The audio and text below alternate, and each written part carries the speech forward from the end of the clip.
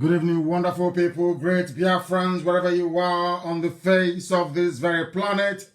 Once again, we welcome you to another live presentation, another address this very evening from this very place, radiating this very gospel of truth and irrepressibility. Because we cannot be stopped, because we have been mandated to preach. That is why, by the grace of the Most High Elohim, we are gathered all over the world, across the entire 24 time zones on this very planet to listen to this gospel and message of redemption, a message of atonement, a message of liberation, a message of hope, the message that will take us into that very kingdom on the face of this very earth, that very land of Biafra, that Chukwokika Biama has decreed must be inhabited by his children, those he called the children of light. We have come to do justice for that which has been preordained before us. We have come to preach that even the blind may see, the deaf may hear. Those who are suffering from advanced stages of Janjaweedism may be cured of their stupidity. That Biafra may be one family under God in heaven, to restore that which has been stolen from us. I say good morning, good afternoon, good evening, and good night to some of you, because there is no other broadcaster, no other listening platform, no other project of information dissemination that can boast of the range of listenership as we command here on this very platform, this very Radio Biafra.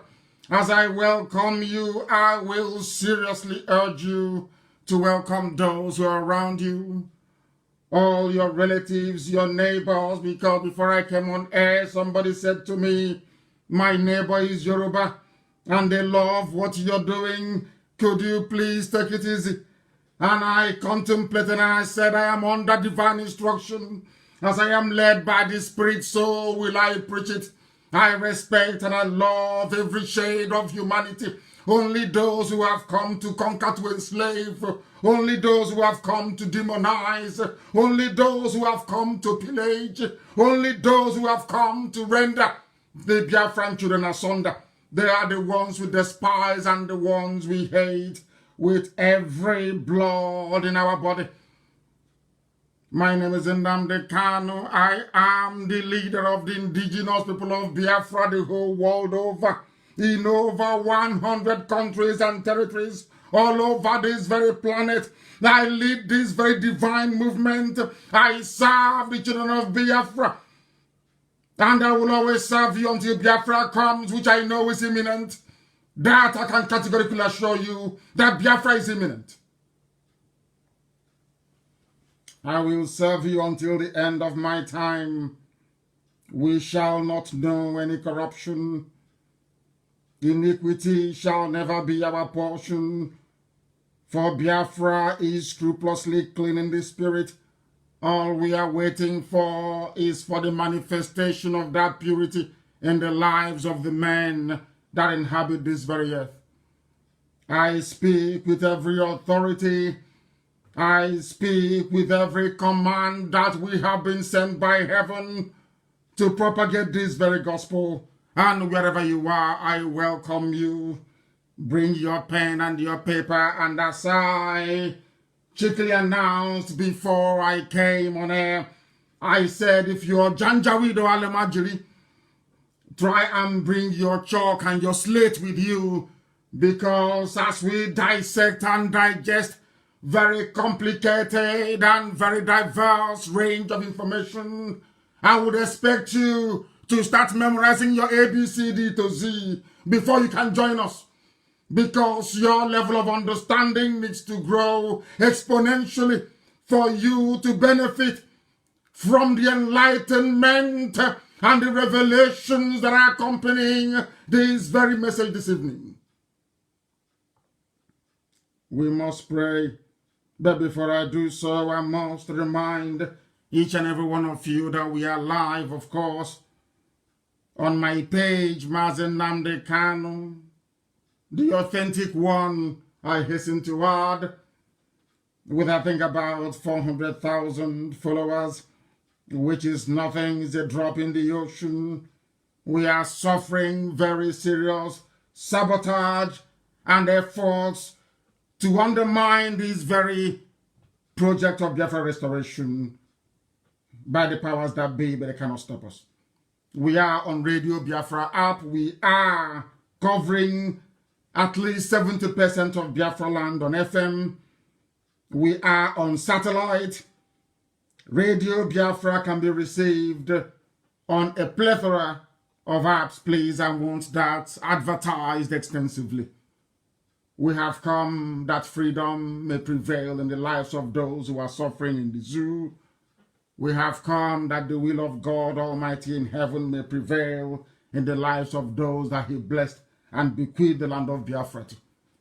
We must pray this very week. Remember those who have gone before us, those who fought, because I have to be grammatically exact, those who fought and died for us, those who sacrificed their lives that we may live, those who made it possible for this very brave and unrelenting generation to preach the gospel of restoration.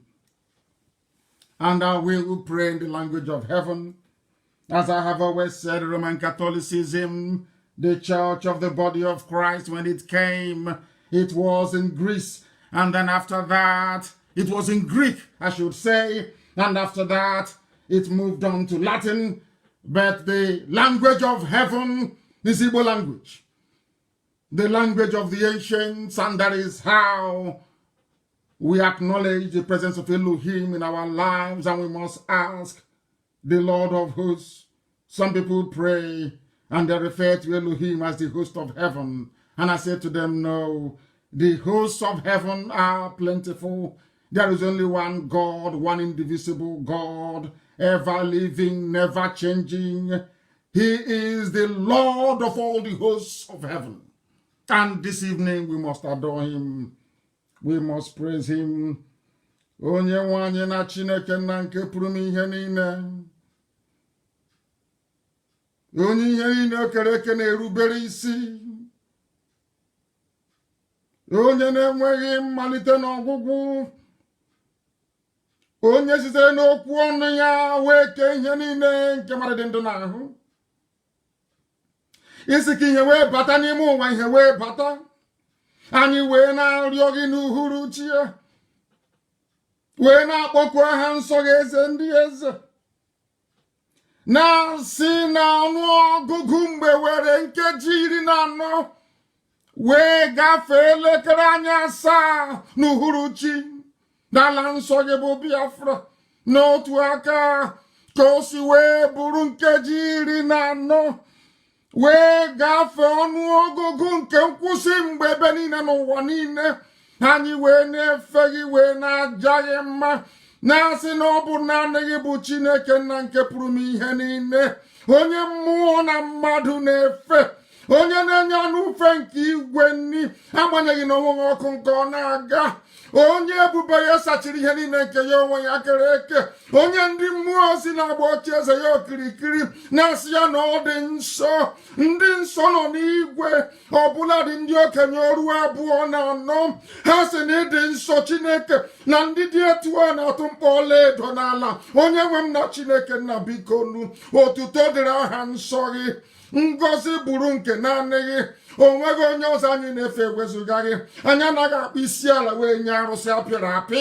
Anyị anaghị erubere ihe ọbụla nwaanyị kwuru n'afọ ime. Nna nke ebere dị ngọzi, eze ndị nsọ,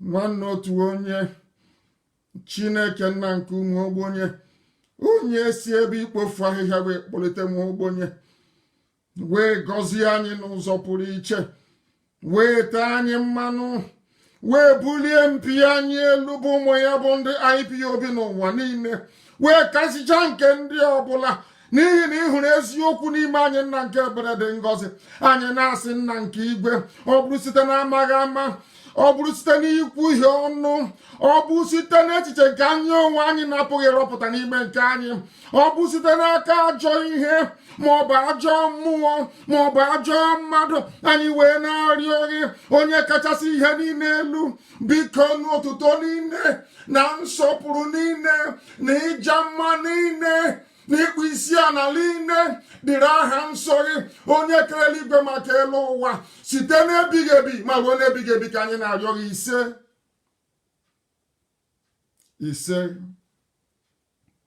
Ise.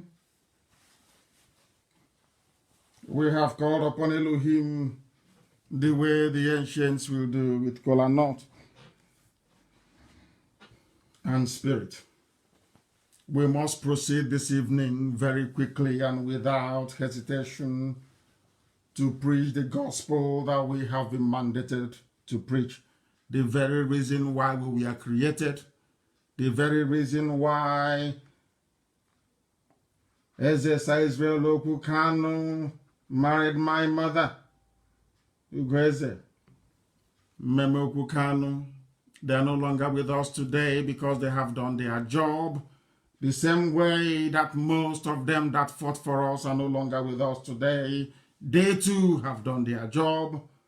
It is now left for we who are in the land of the living to fulfill this very promise, to accomplish this very purpose for which we were born.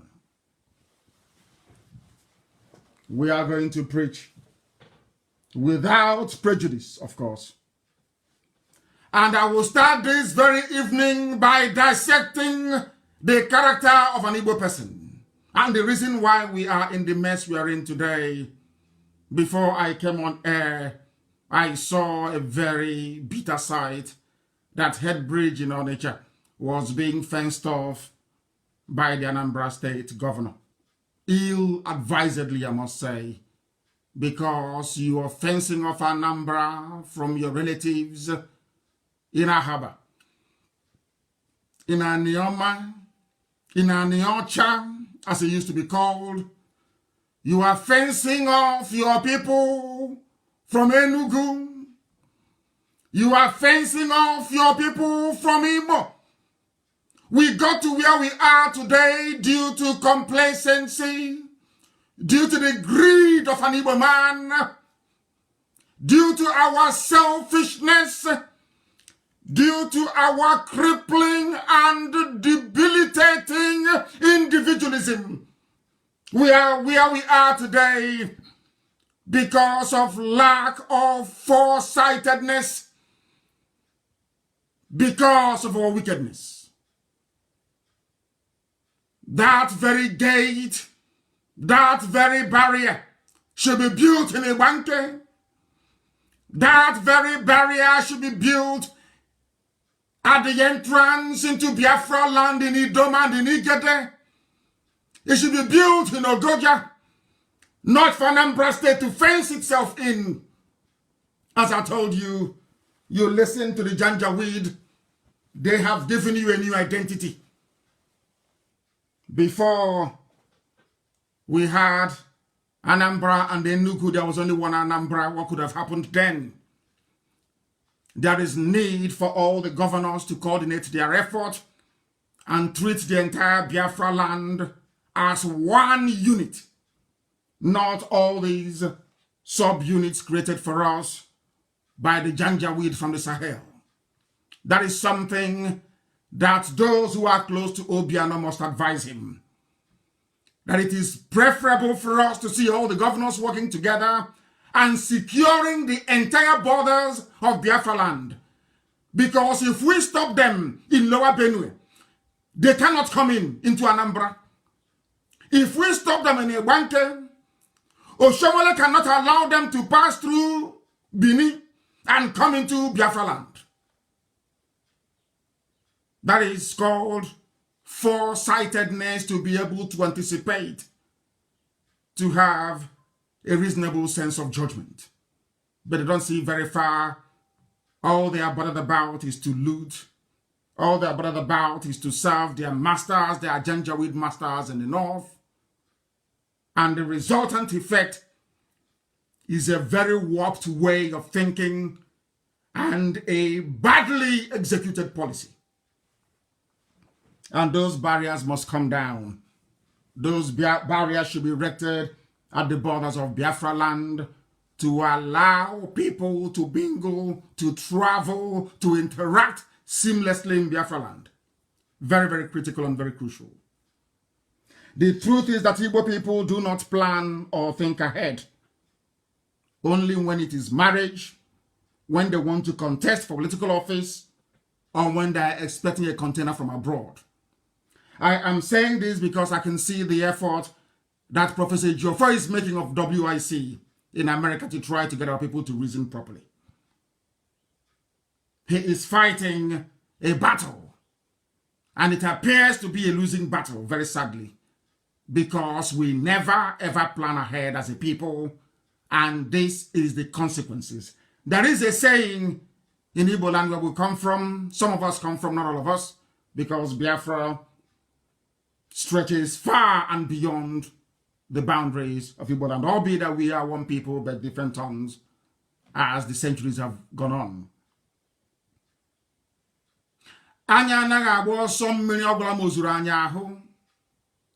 These are the same people that said, if you plan ahead, you avoid every pitfall. The warnings kept coming that a disaster was about to unfold in our land. Every prophet said it. Everybody, if you have a, should I say, a manageable, should I say, tangible grasp of history, you should be able to know that what is happening now will inevitably come to pass. We foretold what is going on now. We anticipated it. We announced it to the hearing of the whole world. The entirety of humanity can bear us witness. Prophecy after prophecy, prediction after prediction. What did we do? Nothing. We were more interested in individual survivalism. That is that thing within us. Lack of cooperation. Because those who are piloting the affairs of Biafra are not my relatives. They are not my fathers. They are not my uncles. They are not my children. I have a business in Abuja. I have a business in Kaduna. I live in the USA. I live in Europe. I live in Asia. I live in Lagos. It doesn't concern me. It doesn't bother me. That level of destructive individualism is why we are in the mess we are in today more than any other people. It is down to a very deplorable and ugly trait in an Igbo person. Very, very ugly. And we must expunge it tonight. We must try, I should try to, grandmothers are listening. How do I do this now? We must try as much as we can to remove this bad behavior from our system. It's terrible. That is the bane of an Igbo man. Selfishness to the point of destruction. Not just their own personal destruction, but the destruction of everybody. Had we not rushed back to the north immediately after the war, where people were struggling what to eat, there was no coordination, there was no planning. Those we are remembering this week, what they fought for, we frittered away more or less. We destroyed everything that they accomplished due to selfishness and individualism of an Igbo man. The same thing that made it impossible after the war for some elders to rise up and go into Ibibio land, go into Ijo land, ask brothers and sisters to reconcile, knowing fully well the plan of the Fulani. It was incumbent upon them immediately after the war, should I say, in 1976, as soon as Ohanese was set up, it was incumbent upon them. I expected them to go into the hinterland, to go into the coastal region of Biafra land and say, we got some things wrong. How do we fix it? They never did it. Until I started that very effort in 1999. They didn't do it. And till today it's not been done. I kept quiet to see if they would do it. But they have not. Because of selfishness and individualism. Not that they were, of course, Igbos are very good people. The same way that others are too. But sometimes there is a way you conduct yourself and the way you behave that gives off the wrong vibe and the wrong message. And that is what we're going to correct this very evening, this very morning, afternoon, or night, depending on where you are. Unless it is marriage, unless it is politics or business, we never ever plan ahead. And that is why we are now having Janjaweed, terrorists from the Sahel, across the entire Sahel, supported by terrorists who have been recruited into the zoo army, into our land. We are not a people that learn from history either. We never learn from history. The killing of Biafrans started since 1945. Since 1945, they have been killing us every blessed year till now. I want people to count back how many years since 1945 they've been killing us till now. Because they kill us and we do nothing. They came to Zowani, they came to, we've been battling out with them in Ebonyi. Everywhere you go to, they've been killing us. In Delta, in Cross River, in Akwa Ibom, everywhere there is death. And because we kept quiet over many years, they now realized, okay, we have divided them well enough. We have confused them well enough. We have raised enough saboteurs and traitors within them. Now let's go and occupy their land. That is why they have come. The truth is that the only thing that has been shielding us for centuries is the mercy of Elohim, in heaven, God Almighty.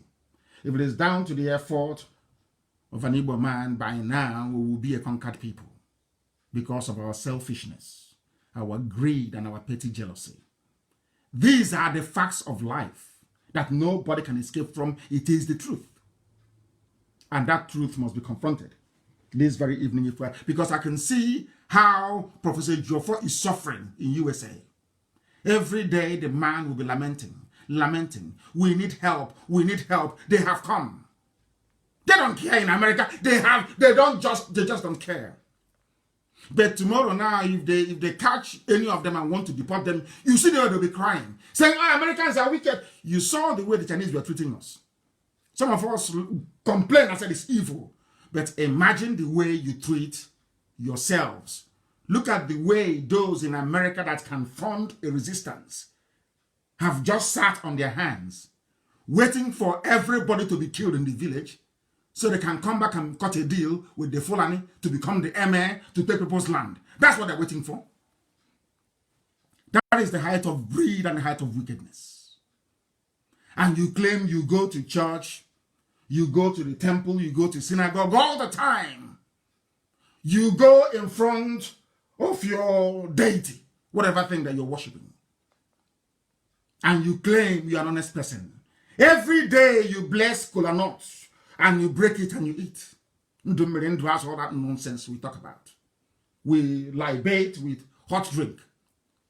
We speak to the human spirit when we pour drink outside during libation. After all of that, our behavior is as rotten as a stinking dustbin. As a stinking dustbin. Because I saw what Obiano was doing today and I felt ashamed of myself. And I said, this is not the great race that Lugard talked about. Is not this chaff. I believe that the real Igbo man died in 1970. Everything you've had ever since is just chaff. Counterfeit. Chaff. Because under Igbo Union, if we had Igbo Union would have seen all of these things before. They would have seen it long time ago and they would have made plans for it. But look at where we are today. Nobody knows. Your so-called leaders are hiding, doing conference call, doing Zoom, or is it Voom? I don't know what they call it. when you require leadership, they are found wanting. But they will be the ones to rise up tomorrow morning and say, oh, we are the leaders. We are the leaders. They don't respect us. Some of you that grew outside Igbo land that don't know the meaning of respect. There is something, we that grew up in the village, there's something called Okenye Iberibe. If you don't know, go ask your next door neighbor. Because some of you grew up in Lagos, in Abuja, in Wisconsin. Some of you grew up in Guangzhou, in China. Some of you grew up in the UK. You don't know how we grew up as children. You have no idea about our culture and our way of life. You will Okenye Iberibe, nobody will respect you. Nobody. When you speak, people will laugh at you. Children will laugh, will make a mockery of you.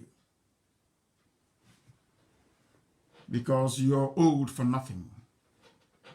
Look at where we are today. Look at the mess we are in today. And how sad it is. How sad it is that Obiano is now erecting a fence on Headbridge. He doesn't know the history of Headbridge. He doesn't know why some people in Anioma are upset. He doesn't know the reason why Achuzia commanded Biafran soldiers and was as ruthless as he was. The same Headbridge. He doesn't know the history of Headbridge, Onitsha. He thinks it's just something you can wake up in the morning and just close it off. Headbridge, Onitsha has symbolism. Because after Murtala Mohammed's second army came into Asaba, Headbridge was blown up to slow the advance of the army. And the fighters and the soldiers we had in Anioma could not cross over the bridge to safety. They were all massacred. Some of this history, we have no idea. When people are upset, sometimes you try and find out why they're angry. I saw a video, a very distressing video, where people, our own flesh and blood in Igbocha, after the war, said that Igbos shouldn't come back to Igbocha. Igbocha is River State, for those who don't know, Port Harcourt. And I was reflecting and pondering, why would this man say this? But he's an evil man. After all, some of people they have no idea about their history. There's a place in Igbocha called Umuadaolu. There is nowhere in the entire Igbo land that a village takes after a daughter. These were the descendants of a woman taken from Arochukwu to be sold as a slave. And slavery was abolished. And she stayed there. She was the only daughter. All of her siblings were sold as slaves. We sold them. That is part of the reason why God is angry with us. If you go to some places in Biafra land, they will tell you, we don't want anything to do with Arochukwu people. They will tell you that. You don't know the reason why. Because of slavery. Because of slavery, if you don't know, let me tell you. Some people despised it. This family was taken, everybody was sold, remaining one daughter, and slavery was abolished. That village became Umuadaolu, the children of the only surviving daughter, the only place in the entire length and breadth of Igbo land where people are named after a woman. You ask yourself, why are people angry and upset with you? Why? Because of this same thing that is happening to us now. Selfishness and individualism. When we are in Igbocha, those that came from old Anambra will take those that come from Anambra and take care of them. Those from Imo will do the same all over the place. We never encouraged our own people who are in Ikwere, who are our flesh and blood, taken as slaves. Go and ask them if you know history, you know what I'm talking about. Most of the settlements in Ikwere land are slaves who were there and slavery was abolished. If you don't know, let me tell you. Go and check your history very well. The white man came and had slave merchants across the coast who started selling people. Igbo people started to sell their own people. Before the white man came from Europe, we were selling to the Jukuns. There's a place in M.N.K. If you don't know, the market is still there. Onuzakoli is still there. Some of you never read Domenoko. Go and read it very well. It's very clean and clear. We sold our own people. So God's anger have been with us from time. God's, not the fact that we worship idol, not the fact that we bow before a graven image. God's anger has been with us from time. Why I'm touching all these things is to tell us that our behavior is very bad, especially at this time. Our land is under siege.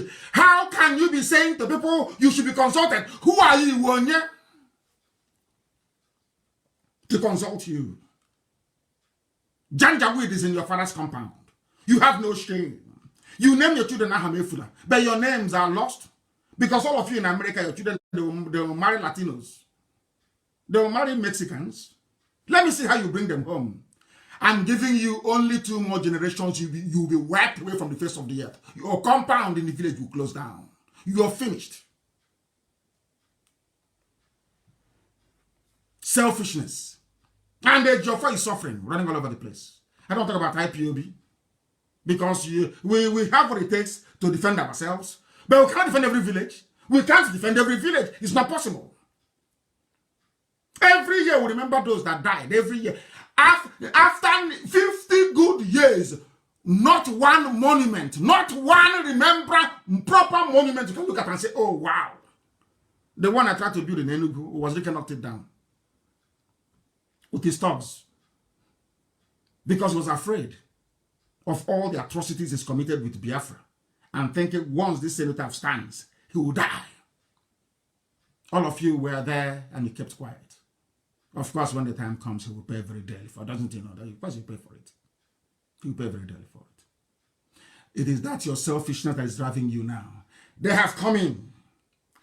Some of you, is it answer to the call the Anambra State Association in America? Can you not reason and ask yourself, why is Headbridge being closed? And what can we do to save our people? You can't do it. Tomorrow you say you're in America. Tomorrow you go and say, oh, you'll be preaching rubbish, democracy, how to be nice to one another, how to be good and all that nonsense. We have our own faults, sometimes even deeper than those from outside that we criticize. I must tell you the truth. Elohim is waiting in heaven and watching to see what this generation of selfish Igbo people will do. I consulted on Igbo this very evening, this very first segment. Because if you are the first son of a family, the same way that Anambra is the first son of all of us, Anambra is the beginning of everything. It is their responsibility and duty to rise up and to say, from the likes of Adama of Uri, these are the kingmakers, men of honor and integrity. Men of honor and integrity. These are the men that I respect. They have no respect for elders, but I respect the Adama, I respect him.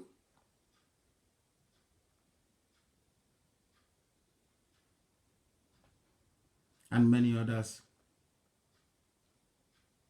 Our father is there.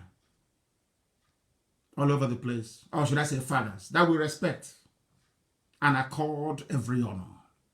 But not every idiot.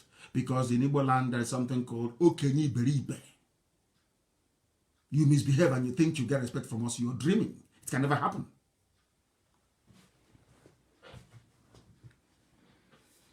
People are not cooperating. The same thing happened in Africa. That was why only 5,000 men took over the whole of Africa. The same thing that is happening to us today. The same way the Janjaweed, the same thing that is happening to us now was the reason why the Fulanis found it very easy to divide and conquer the Hausa people. There is a very slight history I'll give to you later on, so you'll understand it very well. We had a whole year to plan the war in 1967. They killed us after the coup in 66. They massacred everybody. Who planned the coup? Those planning to keep Nigeria one. The same idiots we have today. Nzogu came to make Nigeria one. He was born in the north. After his coup failed, the mantle of leadership was taken over by somebody else raised in the north. My mother's uncle, who's at Vironsi, traveled to the north at the age of 8 years old. So he's more or less a Kano citizen. All of them were in the north. They wanted one Nigeria. Like Azikiwe, born in Zungeru, also the north. They wanted one Nigeria. In the search of a perfect Nigeria, Nzogo headed a coup. that was started an Igbo coup. After the coup finished and they killed all of us, they now said, oh, Agwanam is no longer Igbo. It is a Midwest, Middle Belt, South Belt, Niger Delta, South. Are you following what I'm saying? It's a very sober, because this week, remember our dead. It's a very sober broadcast this very evening, but laden with a lot of information and soul searching, which is the entire essence anyway. We had a whole year to plan. Since the 60s, 70s, we never planned anything until the war came. I was there running around, trying to buy weapons, trying to defend our land. Then it was too late. By the end of it, 5 million people lay dead. 5 million died. No plan, nothing. The same thing that happened then is happening now again. So in 50 years, an Igbo man has learned nothing. In 50 years, they have become even more stupid than they were ever before.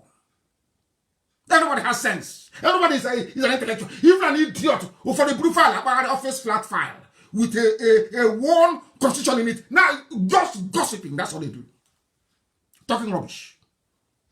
Enemies are they have come. Can you see them? They have come. You are still busy yapping and talking rubbish, making stupid videos, talking nonsense and writing garbage. Now tell me why I shouldn't believe that you're an agent of the zoo to distract us. Some idiots are in America telling me that they're speaking American Akata accent, talking pure rubbish. You're in your house. Your place is burning. You want to be consulted. But the white people that built America, they did not wait for anybody to consult them. They drove the British away, built a civilization. Now you're enjoying in America. Do you see the difference between a white man and a black person? A white man has shame and honor and integrity. We have none. I tell you the truth. Because if we had any shame, I was in America. How many months ago was I in the US? I said, how many months ago? I was in Baltimore. There was a town hall meeting in Baltimore. The hall was packed, full of all of you. Isn't it? In Baltimore. I traveled from Washington, D.C. I think we drove for nearly 2 hours or thereabout to go to Baltimore so I can preach to you. What did I tell you? I need you to contribute $1 each. Somebody asked why. I said, because we need to prepare. As I told you, in Los Angeles. So people talk about Los Angeles in 2015. I'm talking about 2020. 2020, am I correct? 2020 or thereabout. January, or was it December last year, we went to Baltimore. Have you all forgotten? I told you to contribute $1 each. Did you do it? You didn't. Ordinary $1. Being a typical Igbo man, full of selfishness, greed and envy, self-deprecation. What you were thinking is, he did not contribute $1. He was thinking, oh, hi, this is now, if all of us now contribute $1, hi, that will give him maybe nearly $2 million so every month. Hi, no. Now they have come to your village. The reason for that $1, they have come. How many of you paid $1? Ordinary $1. One single dollar. You couldn't pay. But you're in America. As selfish as Satan. You people are hot. You are evil. Horrible, horrible people. And I wish that one day America will deport all of you. Deport all of you. I'm telling you, I wish America can deport. You people are evil. Obiano is building gates at Head Bridge. Some of you are sharing it on social media. But you're in America. You don't know why God sent you there? Look at Eritrea. It was Eritreans in the diaspora that saved their country. You don't know that before? You don't know that is your job? You don't know that was why you went to the USA? You have no idea? Because you're not prayerful. None of you go to useless Pentecostal churches. You are not spiritual. You are not in the spirit. If you are, you would have known the reason why Elohim sent you to America. The reason why you went to Europe. Some of you think it's to feed your family. Love from your mother, your father, and your children come naturally from your siblings. The greatest love in life is the love you have for your nation. That is why people die under a flag. The love you have for your nation, for your people, is the greatest love ever. Not for your wife, not for your child. The greatest love is the love you have for your nation. And your willingness to sacrifice anything to keep your nation progressive. Not like the zoo. We can't do it. We're intellectuals, so. All of you were there, Morrissey, who developed a drug for COVID-19. I've been watching all of them. They never said anything. He was ignored. Janjaweed went all the way to Madagascar to go and bring drugs. Nobody complained, as usual. Only IPOB. Only Nnamdi Kanu complained. And then, was it BBC, was it channels that ran and interviewed him? And then after that, what? Nothing. You never learn. Every blessed day, Fulani Janjaweed is telling you, we are against you, we hate you. Every day they show it in their words, in their action. Now they have brought war to us. And some idiots in America, they want us to buy palm wine and cola nut and call a meeting and break it and do this rubbish they do every day. Elohim will give us Biafra. What we will do to some of you in America, believe you me, you know me, I say my own things fresh, clean, and live. So your envy can increase 10,000 times. Your jealousy can multiply. Now, Biafra will come. What we will do to you people in America, Americans will be wondering, are you sure you're from that place? Because you people are evil. You people are wicked. Very, very wicked. Beyond belief. Come on, $1. So you don't know. So in America, you don't pay tax? In America, to defend America? So you think when America comes out with a stealth bomber, it fell from heaven? You don't know it is years of research and development. You're not aware of that. I thought you guys went to school. I thought you went to school and you're educated.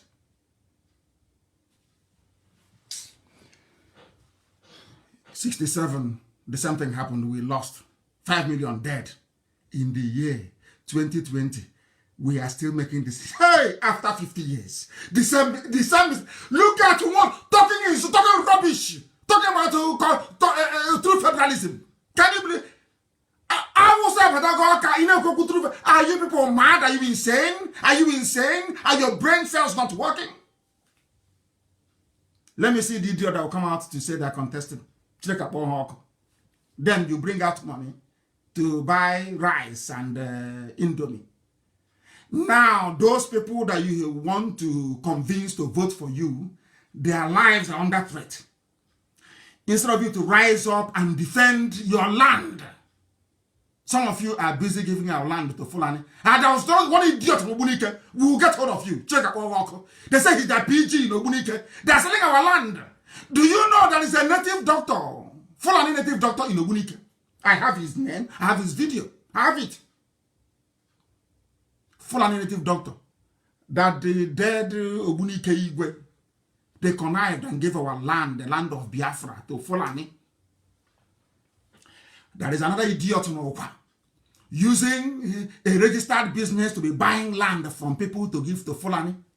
These are Igbo men, answering Igbo names in Abuja and in Lagos, going and doing bring kola nut. Let's pray on top of. They don't know the meaning of it. Let's pray on top of kola nut and break it and eat. They're selling our land to Fulani. Defend that land, they will not defend it. Every time, every 4 years they come, vote for us. Vote for us, or the Janjaweed will make them governor anyway. I think that's what's going to happen from now onwards. Do whatever nonsense you like. They wait for you in Abuja and choose whoever they like. Purpose of them is giving our land to Fulani and Imagine schools. There are some things that I wonder what our ancestors will be thinking or feeling right now, to be honest with you. I don't know, to be honest. It's very, very shameful. Very shameful. For us, it is always, what will I gain? Usually. What is my gain? To serve your people, you're asking, what am I going to gain? What is going to be my gain if I go into this thing? Typically Igbo man. Igbo man at his worst. What am I going to gain? And I said to those, I said in 2009, I said to those of them in the north, one day they will kill you. You see all those properties you are collecting in the north, it is gone. Because once they take over Biafra land, they will cut off your escape route. You are finished. Fulani despises you to the bone. Doubly so because Nzogu killed Ahmadu Bello, their Sadwan, their scion, the firstborn of their people. A direct descendant of Otman Donfodio. You think they'll forgive you? You are mad, you're insane, because you don't know history. You don't know anything. You wonder why Fulani, they hate you as much as they do. Because Nzogu killed the Sadwan of Sokoto, Ahmadu Bello. Shot the idiot dead.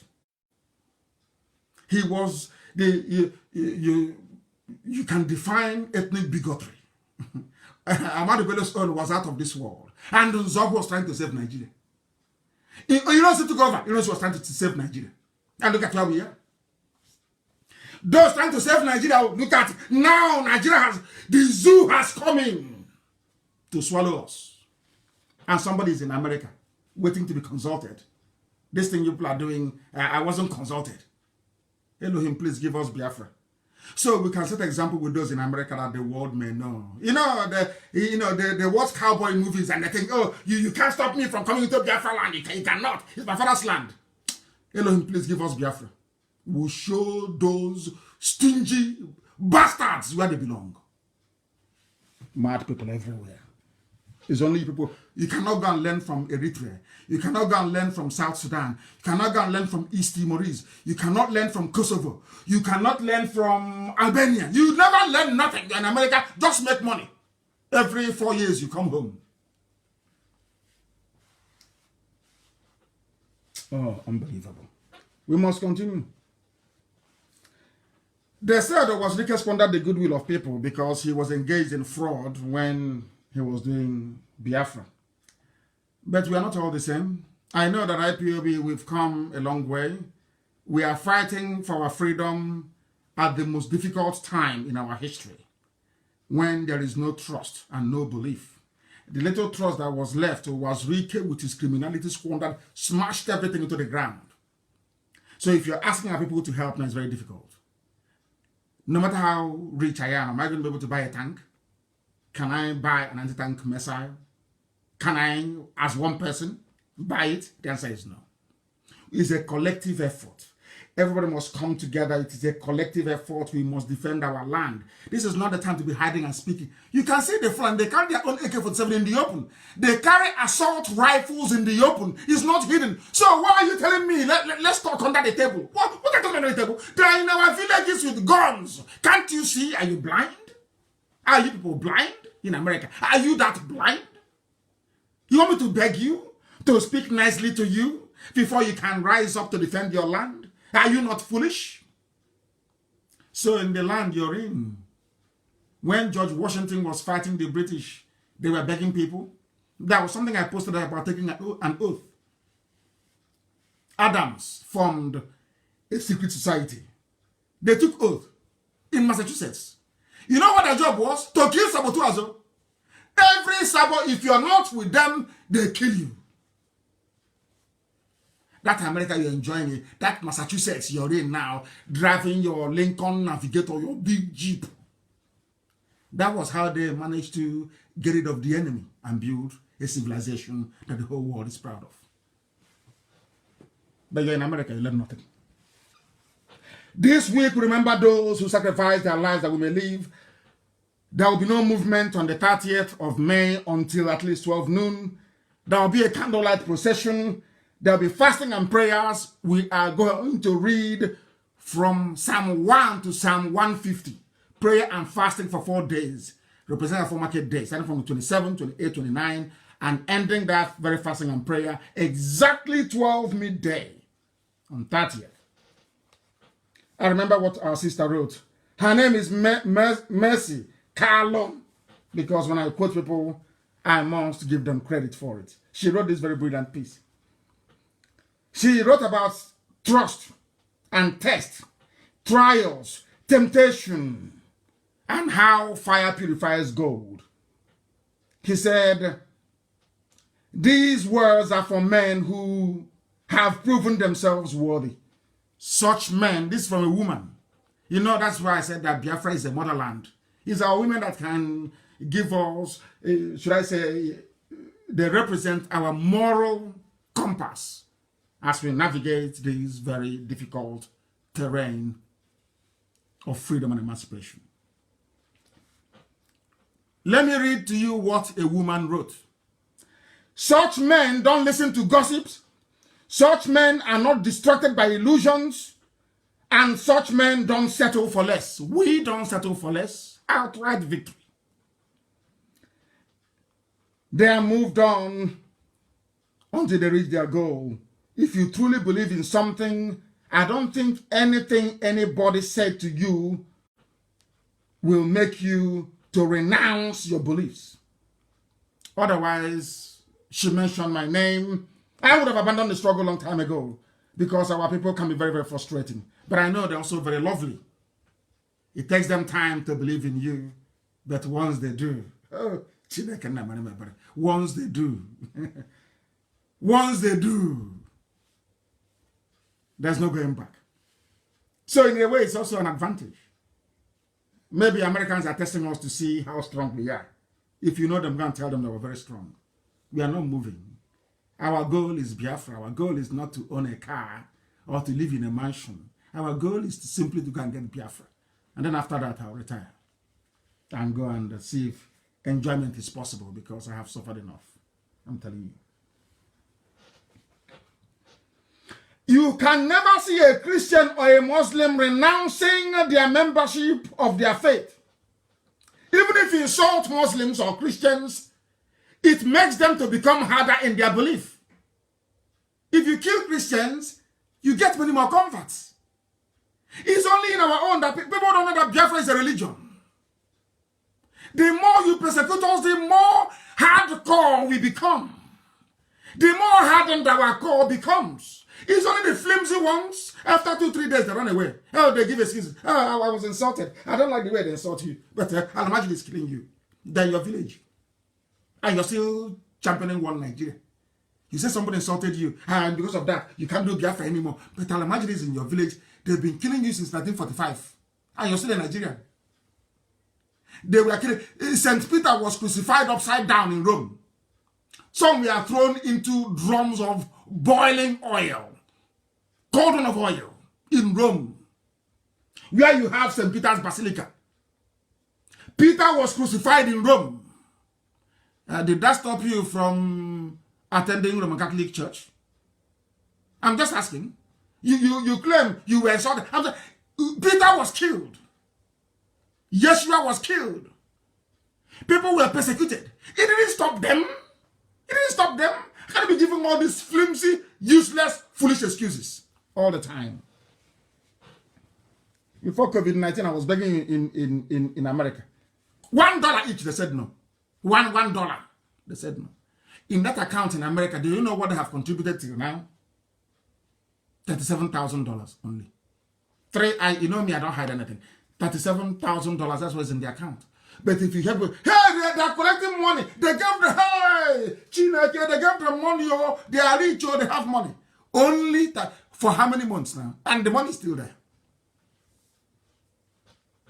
How many rocket launchers can that buy you?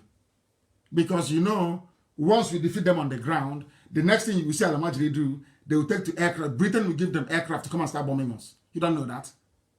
That we need missiles that can bring down aircrafts. Don't you know that? You don't know that's what they're going to do? Do you know when they came to my house on the 14th of September, Nigerian army came with 2 bombers, jet bomber 2 attack helicopters, and a squadron that to attack my home. A civilian, I had nothing, not even catapult. They came to, what they wanted to do is let my men kill any of them. They would have bombed my village. Exactly what Obasanjo did to Odi. That's what I wanted to do in my village. You don't know that? So you don't know? That any contingency you're making has to include making sure that we neutralize Nigeria's air power. You don't know that? You don't know the bomb places? You don't know? Okay, let any day they start and you retaliate. You see what will happen to you. They will send Air Force jets to come and bomb everywhere. That's what they do. You don't know that? That's what they're waiting for. They have bribed Britain, the British High Commissioner. Her bag is full of cash. The US ambassador, her bag is full of cash. They have made money. Do you think all these things happening in the zoo that they are telling their countries? Of course not. Of course not. They're not telling them. Do you think all this Janjaweed moving to Biafra land that British High Commissioner is telling Boris Johnson? No, she is not. She is not. Do you think those in Australia are telling their people? Of course not. There was a few skirmish, Heather and they're fighting for access to water to feed their cattle. Let's see what we can do to make sure that they go into mechanized farming. That's what they're telling them. Oh, some of you, hey, Chineke. So some of you actually think that the British High Commissioner in Abuja have written a dispatch to London to say that terrorists are moving to the south. Is that what you think? Hey, people are dreaming. We are on our own. We are on our own. A government cannot act unless they get the intel on the ground. Is Trump going to trust me or trust his ambassador in Nigeria? I'm asking you a simple question. I'm not an American. Is Trump going to trust me or trust his ambassador in Nigeria? You know the answer to that. And that ambassador is saying, oh, there's nothing wrong. It's just a bit of COVID-19 here and there. They're just moving south. Don't worry, everything is okay. And Janjaweed are coming to kill us. And they have bribed every media in the world. 2, 3, they have... Why is somebody calling? These people are not well, you know. Why is somebody calling by this time? Unbelievable. Oh, he's not even listening. He's just calling, want to talk on the air. Just imagine. There's a lot of orientation to be done in Biafra land, I'm telling you. They are not relaying any message to their home country. That is the truth. Before heaven and earth, that is the truth. You must understand that they have started the killing. Some of you don't know, but the killing has actually started. What they are now doing is to do exactly what the Iraqi resistance did to US soldiers in Iraq after Desert Storm. You know what they did? They started to place, pipe bombs, like toys, like something you can just pick up, like a scrap metal. You don't know it's a bomb. You pick it up and you die. They have started it in Owerri. This is for those who are from Owerri, who are in the US. Let me tell you, you are waiting for it to start. It started already. Bomb exploded and killed 3 people in Imo State. Are you listening? They are testing things out because their boy is in Imo. Hope Uzodinma is there to protect them. You people don't know what is going on. 3 middle-aged men identified as Elvis Okado, Kasiem Obi Uzoma, Justice Adiemene. They have all met their untimely death in Imo State.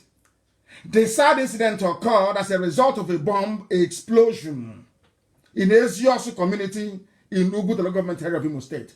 Confirming the incident, in case you say it was fabricated, confirming the incident, the police public relations officer, Superintendent Orlando Kechukwu, said the incident occurred on Thursday at about 2 p.m.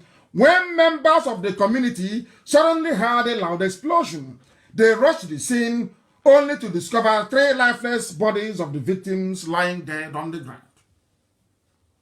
That's the day they have come. This is the what Mujahideen, this is what they do. It's called an improvised explosive device. That's what they use. They drop it by a street corner. You come there, children will pick it up and they will die.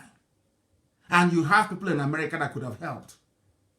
And they have decided not to help. They have decided not to help. What the same thing that was how we sold our own people to Arabs first and then to white people. That was why God cursed black people in Africa. You don't know that? You don't know, so some of you don't know that our wickedness is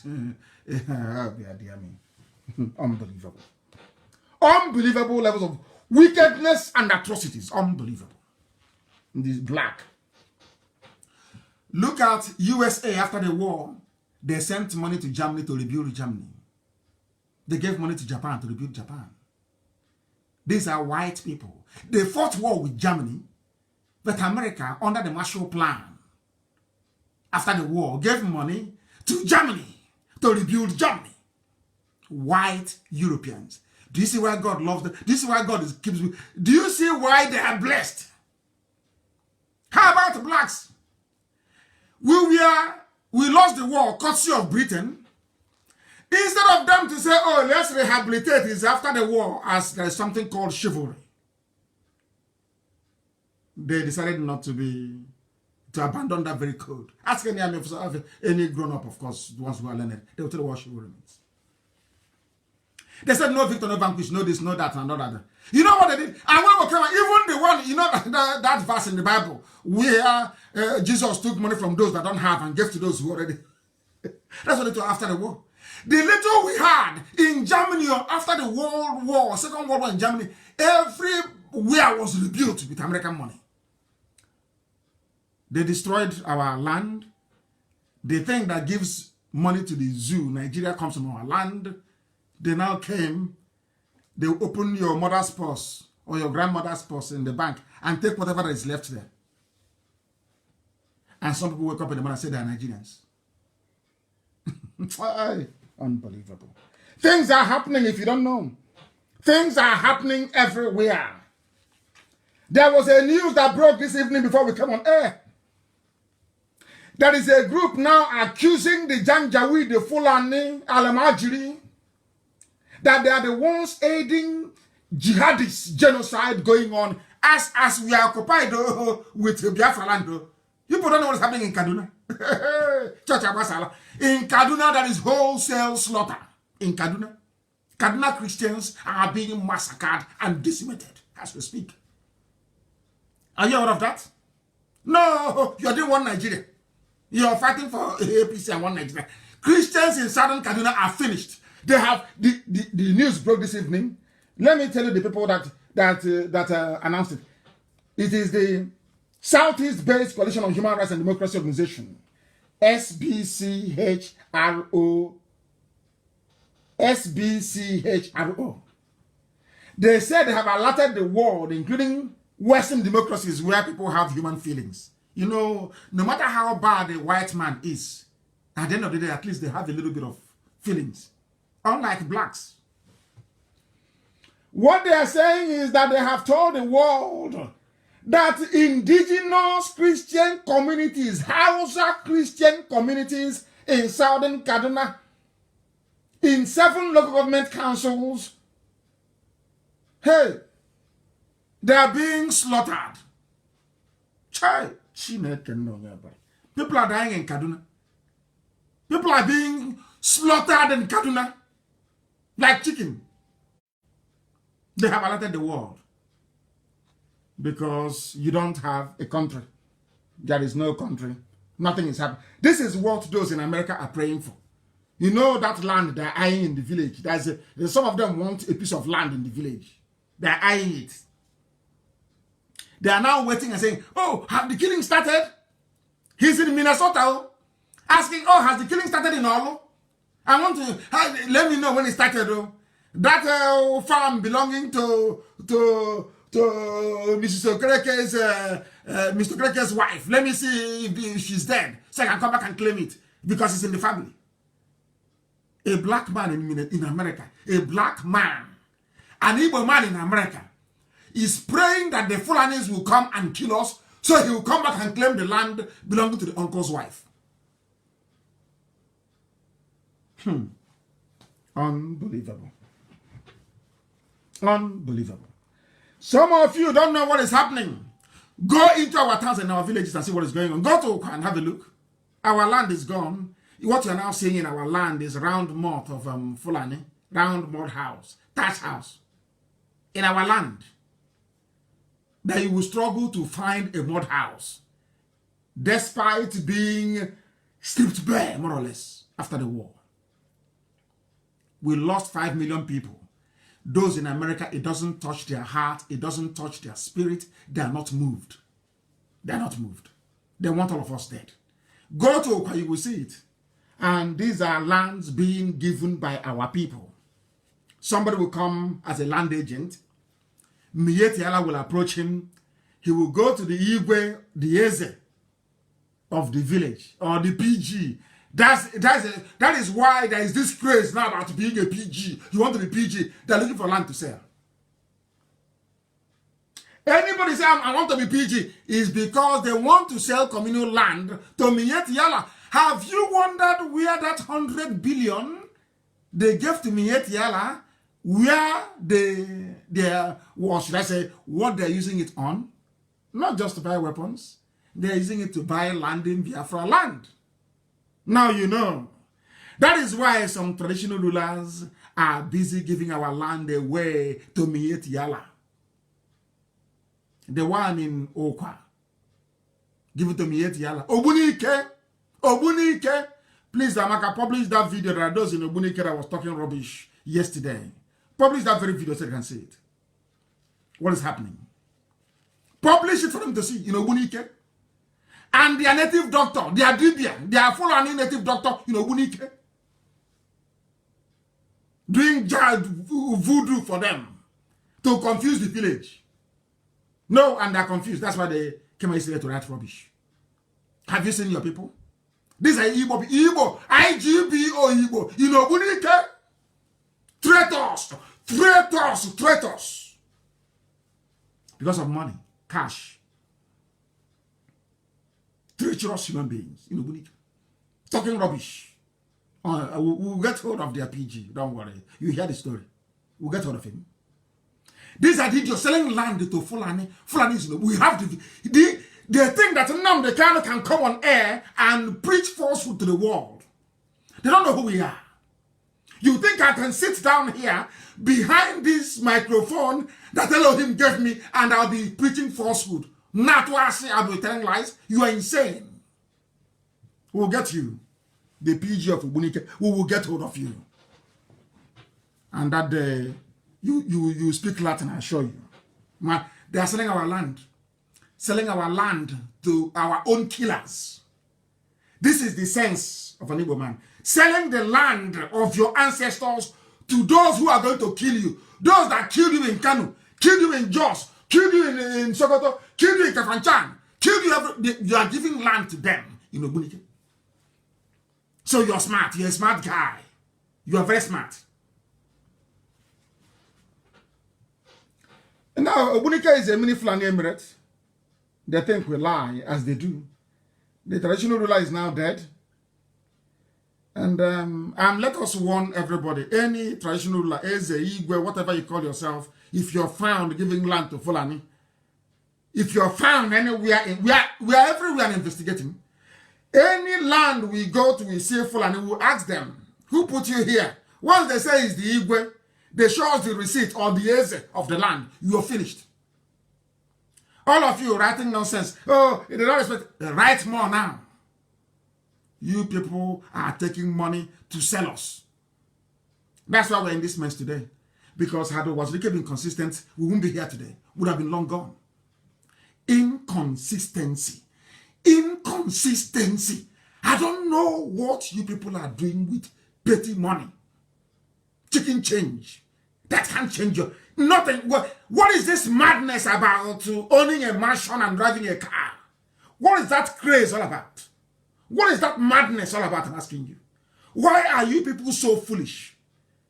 Transient things that are meaningless. A car and mansion. You want to have title. Because of that, you betray your nation. You betray your people. Unbelievable. Obunike is in council are denying that Obunike is no longer Fulani land, but it is. So they think that I can lie to them. The PG is in trouble of Obunike. These are criminals. They think they're smart. They want to bring their Lagos and Abuja 419 into Biafra land. You know, doing their mago. They sell the land. I have the video. Amaka showed them the video of Obunike. Them and their useless Fulani friends, Miet Yala Iraks. Because Loretta Oluchi has her own in Asarok. I think Miet Yala have now even recruited people, answering Igbo names, going on Facebook and talking rubbish. Show them the video of Obunike. Mad people. Do you see the cheek, the effrontery? After stealing, they catch you as a criminal. The Obunike is in council. You catch them red-handed selling land to Fulani. they still have the face. They still have the face to come and be writing rubbish. That is a lie. They don't know we have the video. Do I look like somebody who will make an allegation without evidence? Hey, Chubok Kadibo's home. I don't know. Abomination. That is what you get when you have the likes of M.N.K in charge. He doesn't know our culture. He knows nothing about our way of life. Absolutely nothing. People are selling land to Fulani because they're all compromised. All of them are compromised. All of them. Compromised. And these are the elders one you want to respect. Hey, stupidity is a disease. It's a disease. And let me tell you why. People don't understand us when we speak. This evening, I want to prove to you that M.N.K is in on this scam that is going on, selling our land to Fulani. You know us, we have evidence. Before I accuse anybody in my life, I have the incontrovertible proof. Incontrovertible. Never changes. These are the criminals. He's our leader. Oh, I defer to you, he's our leader. This man is a rogue. Oh no, M.N.K is a criminal. I have the proof. Oh my goodness. Please, if you have it, you say, go online and check it. Ohaneze issued a statement about 9 months ago. You know, sometimes they say the internet never lies. You can just go and find anything you want. Igbo miscreants, that was what he called us then. Listen. That was when Fulani headsmen were killing people. It was so why. Everywhere, massacre everywhere. That was when the governor of Enugu State called us a rock and nobody picked his call. Because the Fulanis were on rampage. Fulanis were everywhere killing in. Go to Ebonyi and see what is going on now. Oh my goodness. Go, please publish that headline. Igbo miscreants hide under headsmen to kill innocent people. The Fulanis were innocent. Igbo miscreants. Fulanis are coming and killing us. Anywhere we put up any resistance, they say, oh, they're killing innocent people. Oh. Who issued that statement? Ohaneze. Please, publish that very link so the world can see it. I don't accuse people anyhow. What would I gain? I have integrity and honor. Millions all over the world believe that anything that comes out of my mouth is the truth. And it is. They know I don't lie. Ohaneze has made a revelation. This is the news, oh. Ohaneze Ndibo has made a revelation about the rising rate of kidnappings and killings in the southern part of Nigeria. The President General of Ohaneze, Chief M.N.K said, some Igbo miscreants hide under Fulani headsmen atrocities to kidnap and kill innocent people. Exactly what they asked him to say. His Fulani masters.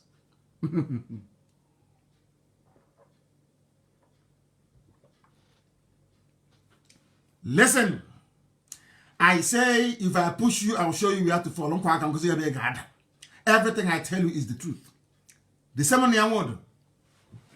Word, however, urged traditional rulers, number one, town unions, number two, and local vigilantes to fish the miscreants out and hand them over to law enforcement agencies. Not to fish out the Fulanis who are doing the killings and the raping of our women, which, of course, Dave Umahi, the governor of Ebonyi State, confirmed. Dave Umahi said that they raped a woman and killed a woman in Ebonyi State. So M.N.K is telling us that we are the ones raping our mothers and killing them in the farm?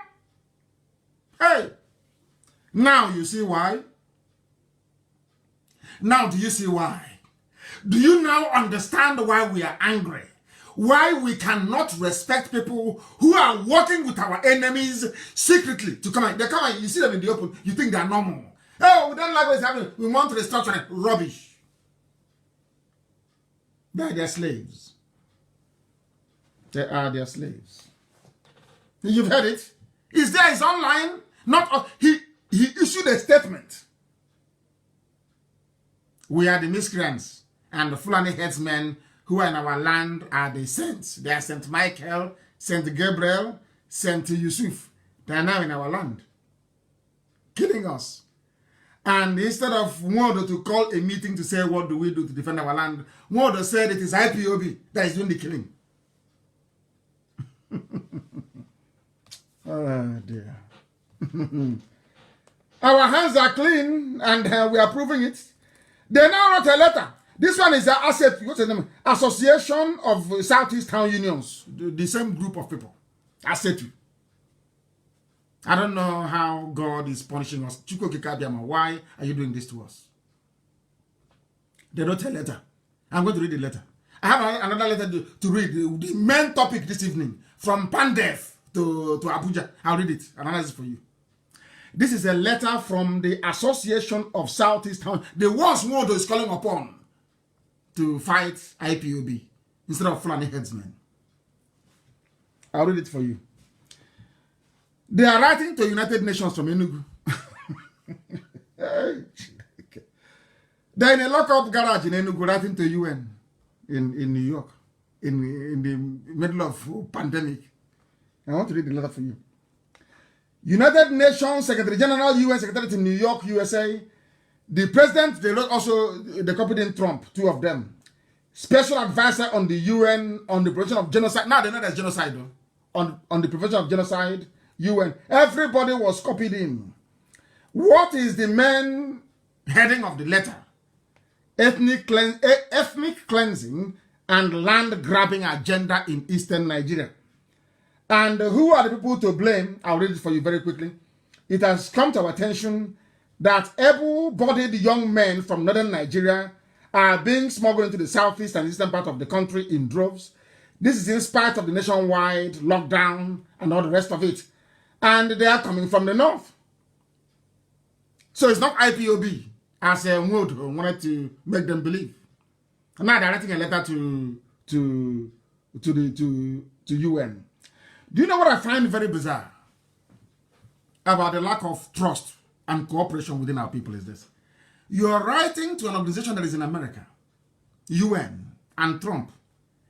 Ask yourself, as they will do, in the Western world, when you want to go and register a charity, I'm sure even in the zoo, when you want to register a company or a charity, they will ask you, in the Western world, are there people doing exactly what you intend to do? If the answer to that question is yes, then they'll ask you to go and join those people. These people writing this, they know they have World Igbo Congress in America that is actually registered with ECOSOG and the UN. The same people that UNPO registered with in order to represent Bim Masop Wazlike, the latest fraud he was walking about with. WIC is there already. But instead of going through WIC, there is an Igbo organization in America, they wrote it on their own. We want to do our own thing as well. Do you see the problem that we have as a people? Is it clear now to everybody? Do you see the problem that we have? Instead of writing to WIC, please, World Igbo Congress, what do? We have this. Can we synergize? Can we cooperate? How can we do this together? No, everybody wants his name to be heard. They want to do their own. Who is asset to now? Do you think that UN who is that asset to? What is that supposed to mean? The letter did not come from Ohaneze. It came from Asetu. What is Asetu, I ask you? It means nothing. But your children are there in America under the leadership of a man that is working. It is the only one I've seen actually who's in WIC that has common sense, working for his people. They could have telephoned Professor Geoffrey to say, Professor Geoffrey, we have this letter.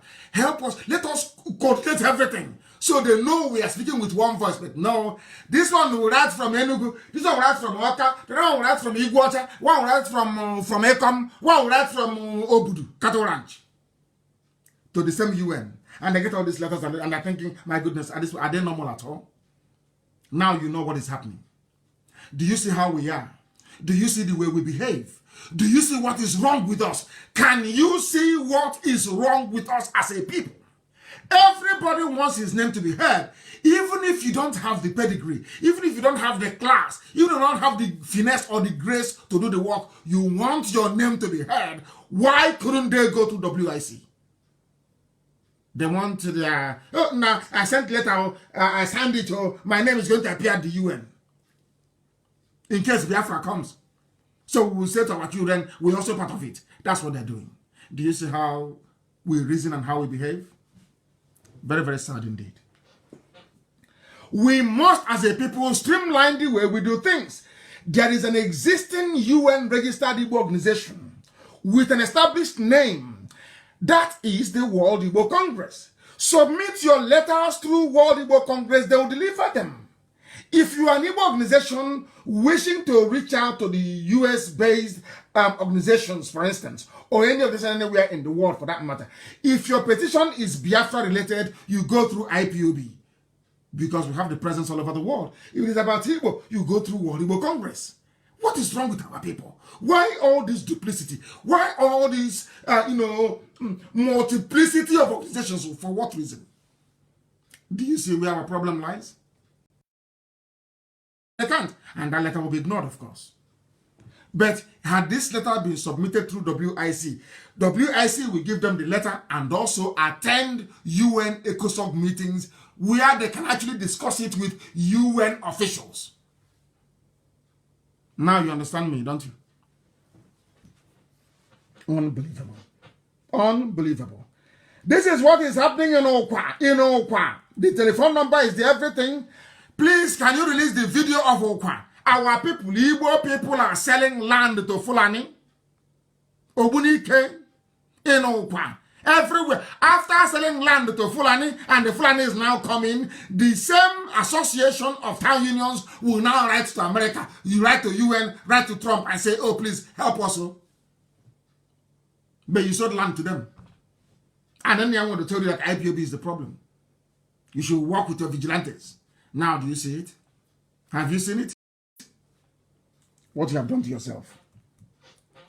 And somebody quite rightly said, all truth must pass through 3 stages. First, it is ridiculed. Secondly, it is violently, of course, opposed. And thirdly, it is accepted as being self-evident. That's what we do. We preach the truth. You may not like it, you may not understand it, but in the end, as well, where we are today, did I not tell you we'll be here? I told you where we are today that they are coming. I said to you, they are coming. You said, oh, but where are they? I said, don't worry, have they not come? Have they not come? Have they not come? I'm asking you. And when next I tell you something, you take it seriously. In a country where there is no president, there is no vice president, that is anarchy and chaos and lawlessness. But do you know what they are doing? They are busy lobbying Interpol to try and stop me. Do you know that? They want a man, this present IG of police, Mohammed Adamu, to head Interpol. Do you know that? They'll be shocked how we know. I got this information from Interpol headquarters. They said they are lobbying Mohammed Adamu. In Asorok now, they are panicking. They'll be in a state of shock. How come he knows? If I tell them what I know, I will tell them the day I'm waiting for COVID-19 to finish, the day I will do the mother of all exposés about how Buhari, I will tell, let me tell them something. Buhari had his kidney removed on the 2nd floor of that hospital. I don't want to give them the name.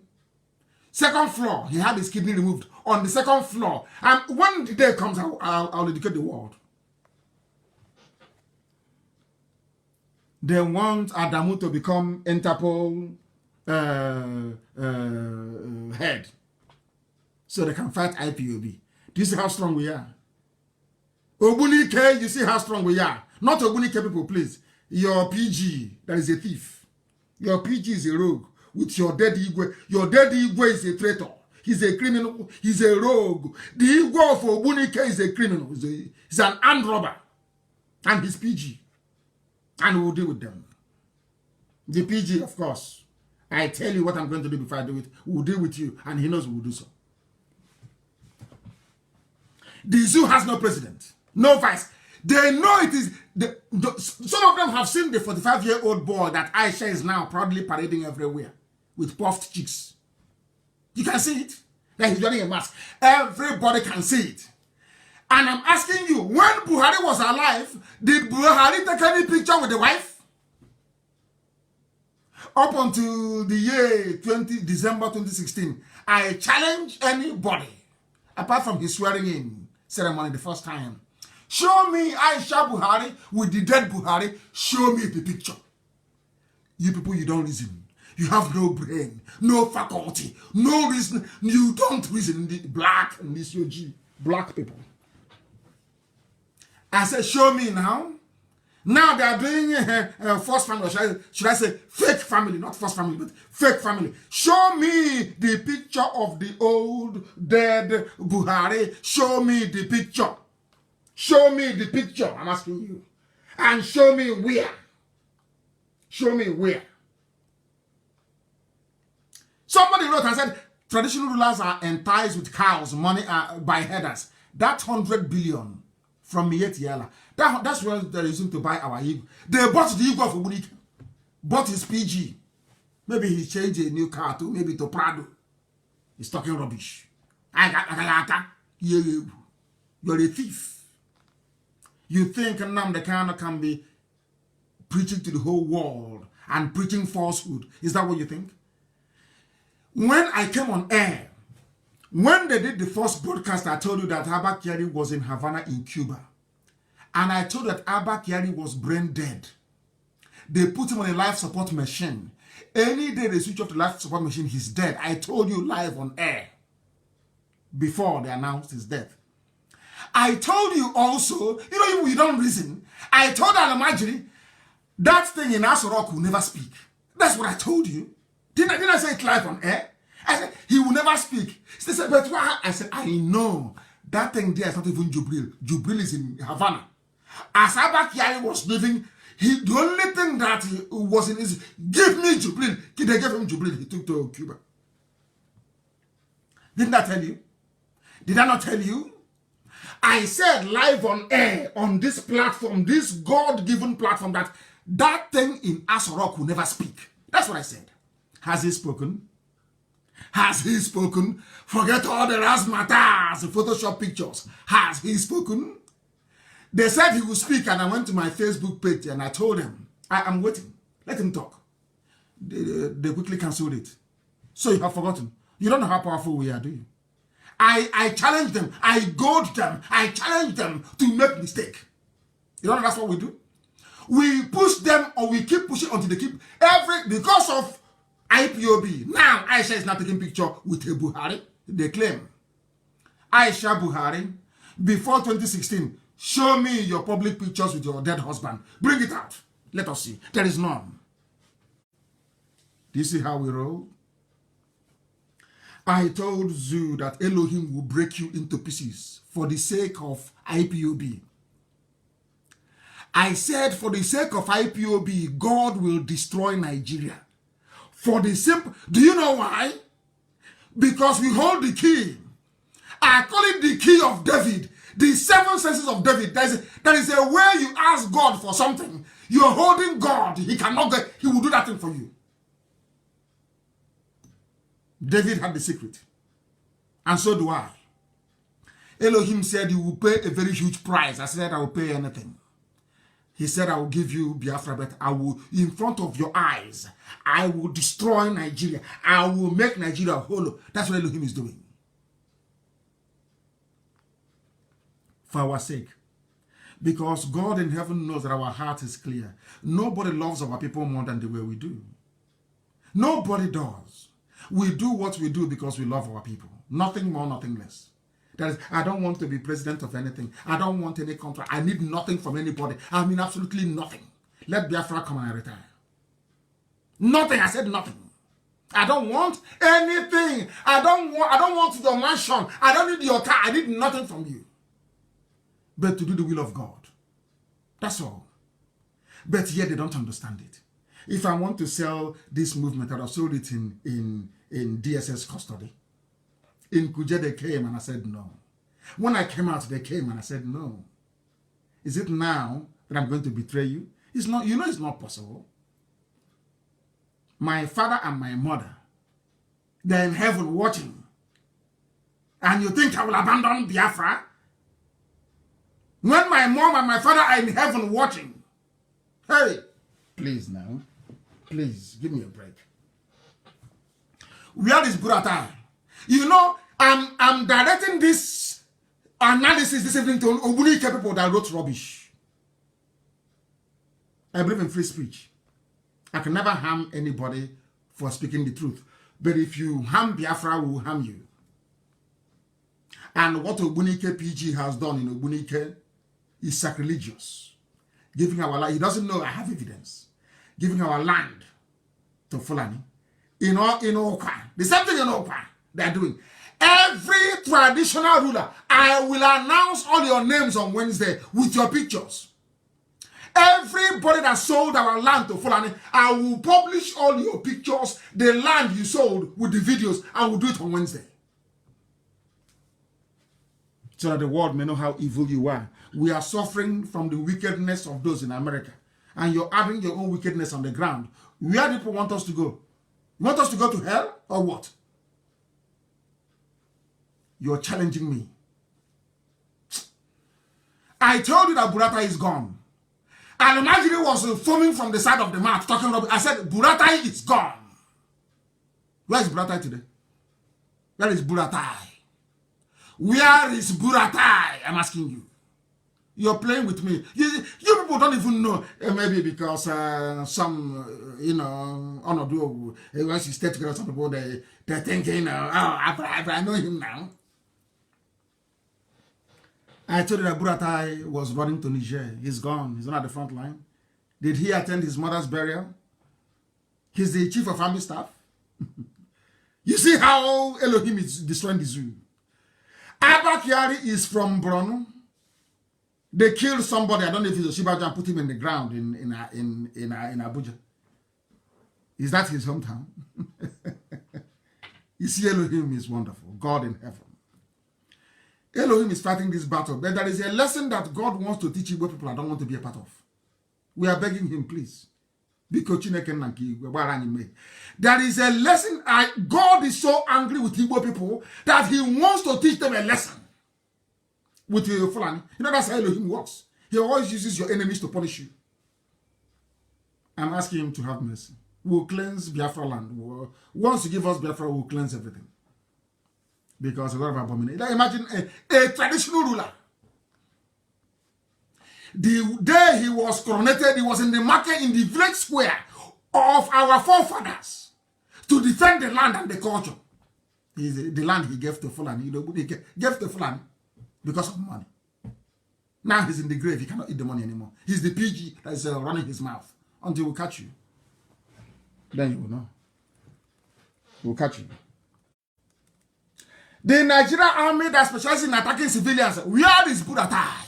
Nigerians are just useless. It's just when Loretta Onochie, the ex-harlot, she's harlot, of course, human trafficker.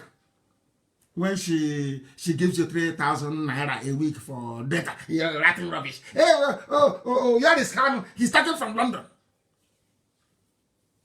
From London, and your Asarok is empty. No Buhari, no Sibanjo, no Buratai, nothing. And you're still running your mouth like just for making noise. You don't know who we are. Your Asarok is empty. The day we open it to the whole world is the day the zoo comes down. Let me see the government of the world that will support such, hey, my goodness me, high crimes and misdemeanors. Aisha will go to prison. Aisha must go to jail. You don't know who we are. We never let go. They think if they come, hey, talk about something else now. Every time it's Buhari. Every time they Photoshop. Rubbish. We stay on it. We're not going anywhere. We stay on it. That you may respect us and know that we are not like anything you've seen before. IPOB is not like anything. In your craziest dreams, you have never seen anything like IPOB before. Our madness is on a different level. As I told you before, if you want us to go into the gutter, before you come in, I'm there waiting for you already. Mad people everywhere. You blocked us, air, land, and sea. Egyptians were flying your jet. British army officers were on the ground directing the attack against Biafra land. Britain enforced air, land, and sea blockade. No food, nothing. We held that for 3 years. Talk less of now that Britain can no longer come. Alamajiri. Okay, you are counting on the wickedness of people in America. Okay, I can understand that. They are counting that Britain may not come to help us kill all of you, but your brothers in America, they are so wicked that we know they're not going to help you. But Biafra will come. And every aircraft landing from America will park it one side, under the sun, one side. Now, all those human rights groups in America, they'll be complaining, but there is a stranded aircraft in Biafra full of American citizens. Start complaining from now. Because those your citizens that are wicked. A plane will land because the first airport to have in Biafra is Uli. For symbolism's sake, that is where the first aircraft will land in Biafra. Once it's landing in Uli Airport, once they say from America, we'll park you to one side. What? Some will be deported back. Biafra land you abandoned in a time of need. You want to come back. I come back and do what? All of you that believe in researching and specializing in rubbish, I hope all of you can see the wickedness of Igbo people in America. I hope you can all see it. You can see it now. You can see how wicked they are. That Fulani are in our villages. And they are waiting for us to call a party for them so they can dress very nice and come and display. Igbo people. Igbo. IG. When the time comes, they will be the ones to complain the most. And we will deal with them. And it is that time, believe you me, that they will know, oh, we are going to fight you now. We are going to buy weapons now to fight you. But now, they will not fight you. They will not come now. It is when we have secured Biafra land, they will buy, that time you will come. The Jews did it as well. You see, our brothers in Israel, you know, we are the same people. The same thing. Jews in the same America, before Goldomir went, they petitioned them. They said, no, that Ben-Gurion cannot do what he's doing. You cannot make Tel Aviv the temporary capital of Israel. No. We want, it's either Jerusalem or nothing. You know what they did? They never gave arms to Ben-Gurion. But they went and bought arms to come and fight him. Not to fight the Arabs. No. Jews in America contributed money, bought weapons to come and fight their own people. Come and fight them. Not to fight Arabs. It's something will happen now, and we will kill all of them. Go and bring it and come now. You think because you're in America, you watch Rambo, you think it is Rambo. You go and come, we'll teach you a lesson. We'll show you that wickedness doesn't pay. That's your wickedness now in America will never pay you. And all the Sabo can never come home forever and ever. They can never come. Sabo can never come to Biafra land. If you like, if you're escorted by 10 amnesties, you can't come home. Mad people. Where is Buratai? And you're playing with us.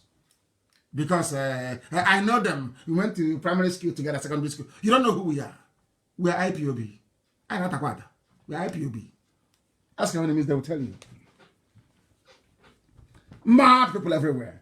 It was one Nigeria that cost us. I'm going to read a letter to you. An open letter from those that call themselves Niger Delta. From Pandev. I watched them. These days, when they want to mention Niger Delta, there's a type of, their tongue will be vibrating. They are no longer sure. Because that is the height of stupidity. Once you say you're a Niger Delta person, you're an idiot. A complete and utter idiot. You are an idiot in the morning, an idiot in the afternoon, an idiot in the evening, and I'll prove it to you why you are a complete all-rounded fool. Nothing like Niger Delta. If you say Ijo, I will understand you, I'll respect you. You say Yoruba, I will respect you. If you say Isoko, of course, fine. If you say you are a BBO, you Efik, you Oron, you Anan, I respect you. But to open your mouth and say Niger Delta means you're a fool, you are raised in the zoo, you're a zoo animal, your brain cells are not functioning. Not well. We must proceed. They wrote a letter from Pandevo. I call them the, every ethnic group, they have their own Efulefu. They say, oh, they're the elders. I say, you're talking rubbish. When you hear Aya Debanjo speak, you will know. You will know an elder is speaking with authority. Asking them, come back and protest on the street. We are here. When you hear a genuine elder concerned, you will know. Go and listen to what they were saying. A man I respect immensely, but Yoruba people won't write about it. Aya Debanjo. And of course, I hope that this other young boy coming up now, that he remains consistently consistent. He may inherit the mantle of Aya Debanjo. They wrote a letter from Niger Delta.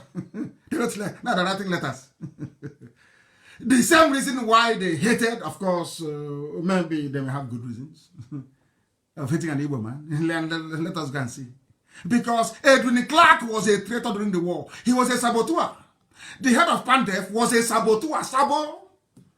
Fulani, they know how to arrange to play their game. As I told you, that's why they put Opposodema there. To play the game of getting them a loyal Ohanese President General come December of this year. Edwin Clark was saboteur. Conquan. They bought him with ordinary Federal Commission of Information. He became useless to his people.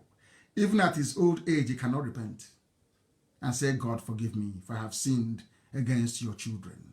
Edwin Clark. He's now a letter writer. He's writing letter. Let us read the letter for you. NMPC appointment. Now they have woken up that there is nepotism. Now that Jigawa actually owns the oil in the southern part of Biafra land. Now they know it. Now it is very clear. But these are the same people that told you an Igbo man is your problem.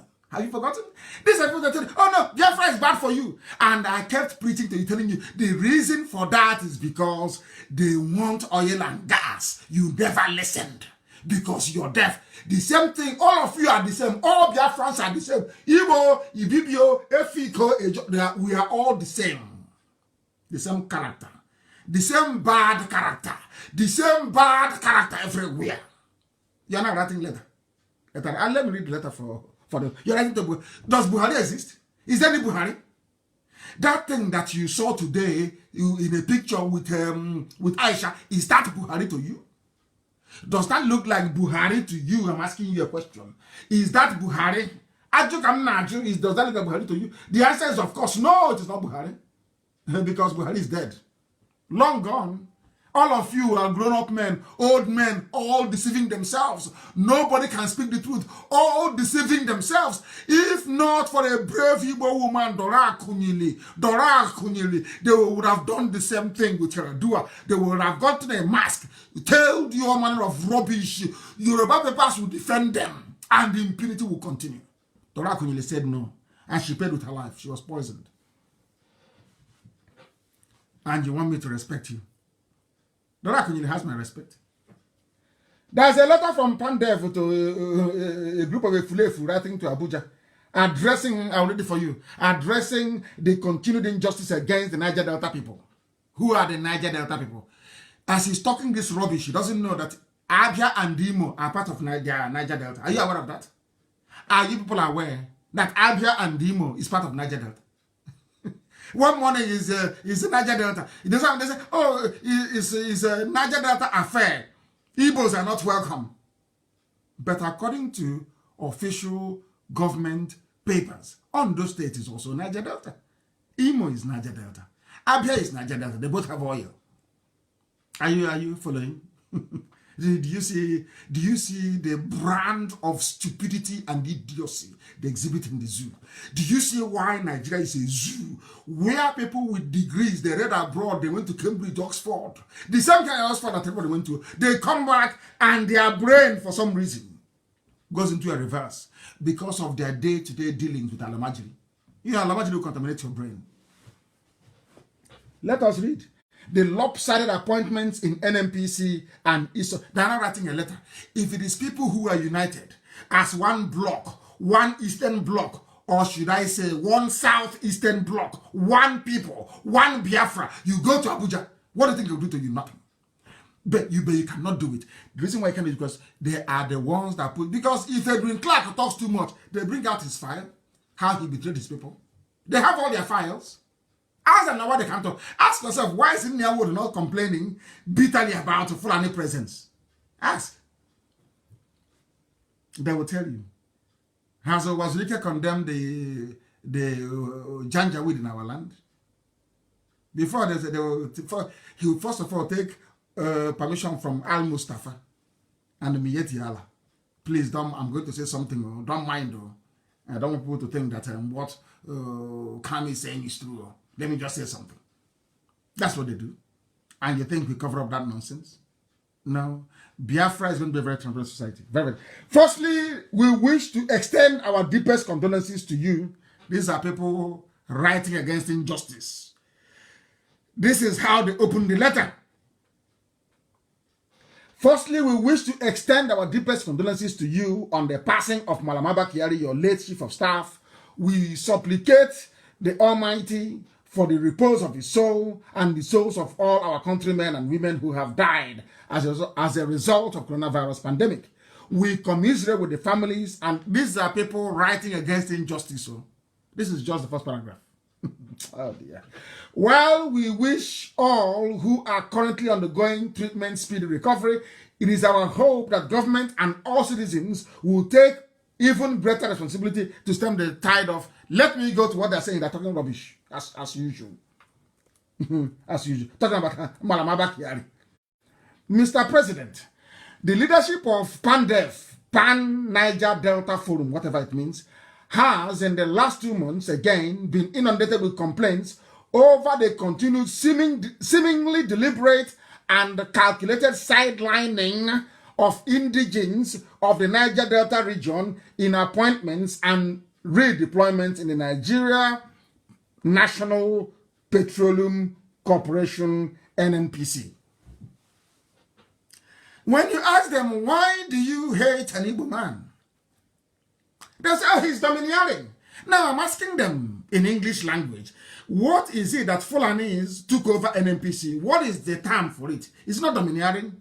No, they are everywhere. It's not domineering. But Igbo man is domineering, yes. But why not Fulani? No, because he's hey, Niger Delta idiocy. You know, that when you betray your people so much, you keep betraying, you become useless to even yourself. That's what they have done. I say what I say with facts and figures. You're writing letter. You're calling yourself a Nigerian. And what Fulani, what Nigeria has done to so-called Niger Delta, the bombing of Odi, the invasion after invasion of every head of state. Is it comparable to this thing you said the Igbo people did to you? And what are those things? You can't say. Can you? No. The reason why you're answering Delta is because you want to remove yourself from an Igbo man. That is the reason why. Yes. Are you having fun with one Nigeria? If you prefer Nigeria to Biafra, why then are you writing a letter of complaint? So do you seriously think that in Biafra land, every position in our oil sector will be taken by the Igbo people? Is that what you think? In a Biafra where you will control the resources in your own land, everything in Ijaw land belongs to Ijaw people. Everything in Isoko belongs to Isoko people. Everything in Urobo, the same. Everywhere. You abandoned all of that because of your inferiority complex and stupidity and the blood of betrayal. In your bone marrow is betrayal. You ran to Fulani. Now they have dealt with you. You are now begging, writing letter. I don't have time to read all this rubbish. And these are intellectuals. Intellectuals, my foot. You are placing advertorials. Let me read it for you, please. These are the people that you love, you want to be in one Nigeria with. Group Managing Director, NNPC. Group Managing Director is Melekolo Kyari. Not an Igbo man who are dominating them. You want to dominate us because of our oil. You want to come for Biafra because of oil. How stupid, how insane people are. Who is in charge of oil? Who is in charge of oil, I ask you? It is a man called Kiari. You see, Fulani, as Lugard said, they are spendthrift. They know nothing. Their brains are empty. They move cattle. They procreate. And they spend money they don't have. Have you seen it? Why they need to place their people in key positions. Who is the finance officer of NNPC? Umar Isa Ajia. Is he an Igbo man? No. Who is the chief operating officer, gas and power? Yusuf Usman. One Nigeria with Niger Delta. Are you enjoying it? You want Nigeria? Are you having fun? Edwin Clark, you are a betrayer. Are you having fun with your one Nigeria now? Who is the chief operating officer, corporate services? Farouk Garba Said. And is that an Igbo man? This was the nonsense they told you. To fed you with garbage during the war. Fed you nonsense. They dress like Biafran soldiers. They go to villages. They commit atrocities. They say, oh, Biafran soldiers came and killed us, which is a lie. A capital lie. Now, have you seen it? Now, have you seen it? I'm asking you.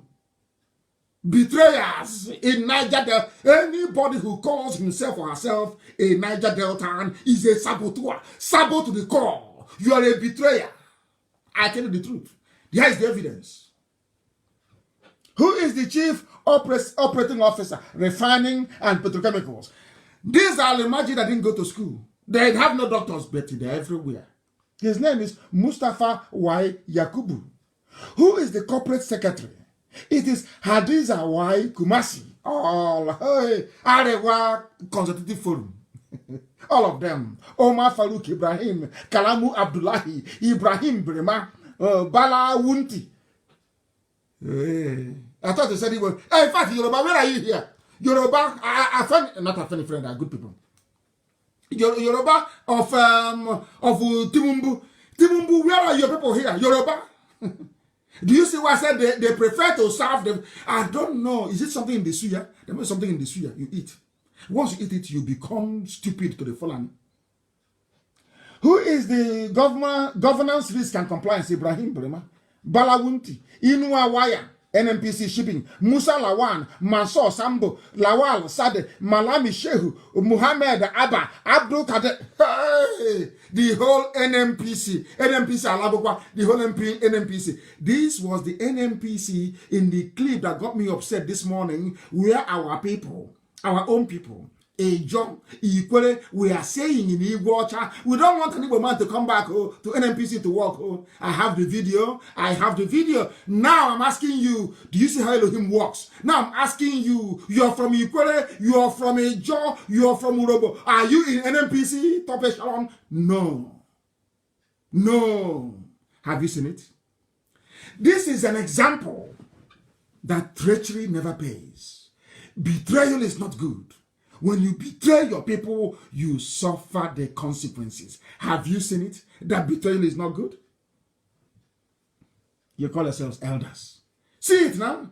Edwin Clark, when you were sabotaging Biafra, when you accepted ordinary commissioner for information to be close to Fulani, so you be the only cock growing in the village, you be the only rich man. Have you seen the result? Edwin Clark, as old as you are, okay, so have you seen the result of your treachery? Have you seen the result of so-called Niger Delta betraying Biafra? Have you seen your punishment? Have you seen it? Have you seen the pollution in Ogoni land? Have you seen, do you know what is happening right now in Bonny?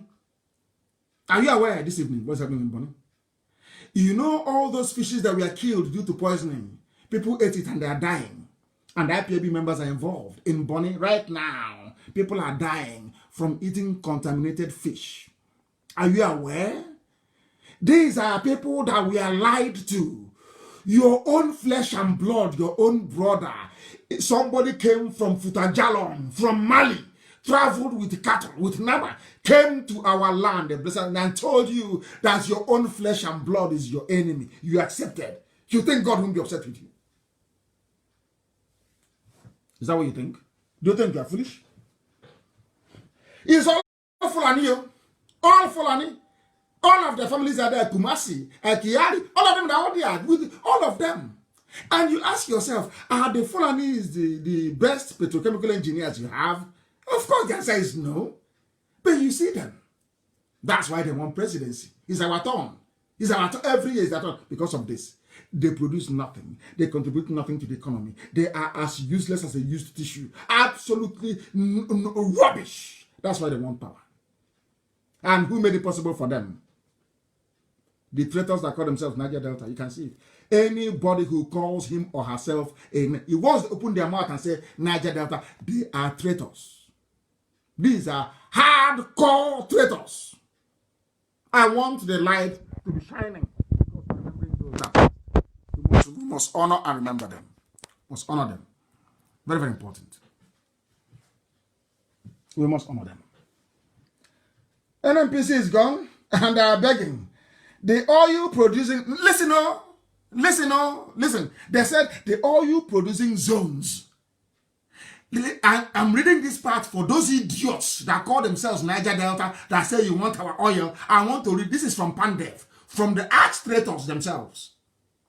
They said the oil producing zones of the south, southeast, and southwest. Oil producing. So now you agree that southeast produces oil. And who are those in the southwest? They are people that our own flesh and blood, our land that was given to Ondo State. There are Ijaw people there in Ondo. And they will come with us. Izon is in Ondo because of oil well.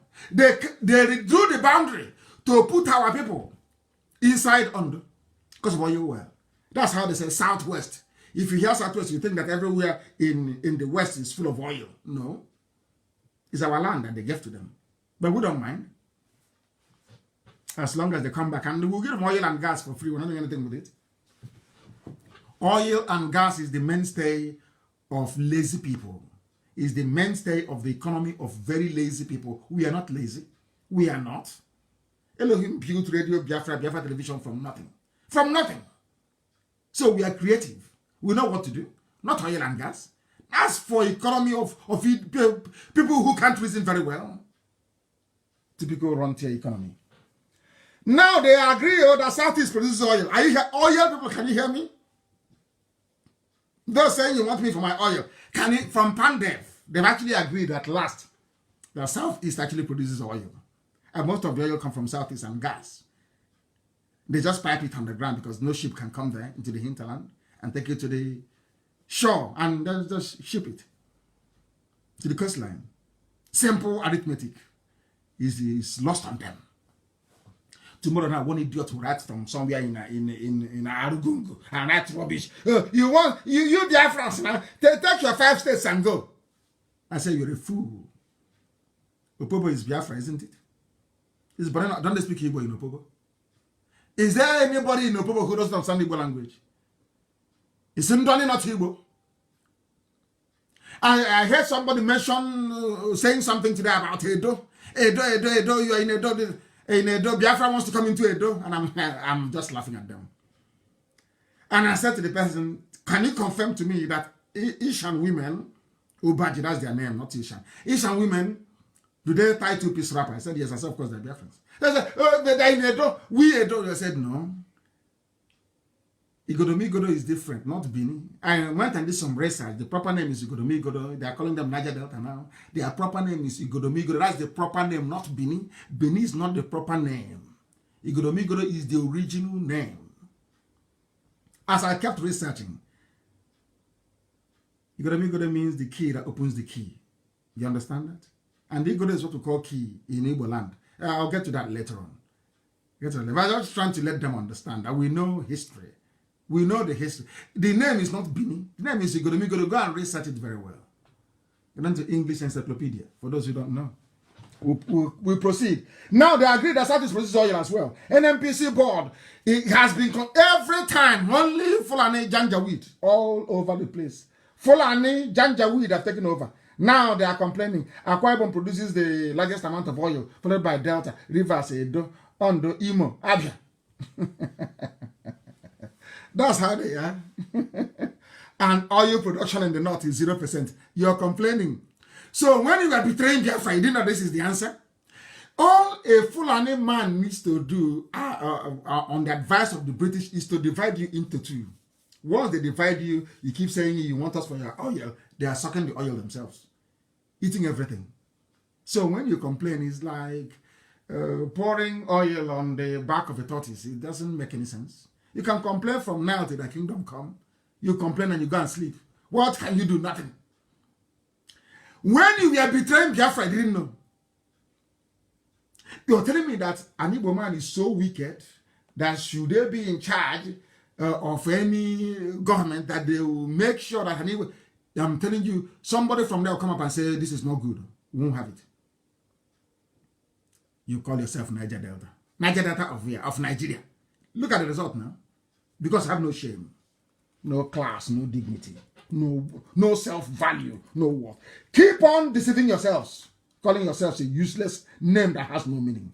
They'll be goading you. Fulani will be... Look at the Fulani treating you like a child. Goading you. No, who said you're not Niger Delta? You're Niger Delta now. What is the meaning of the name? You can't tell me.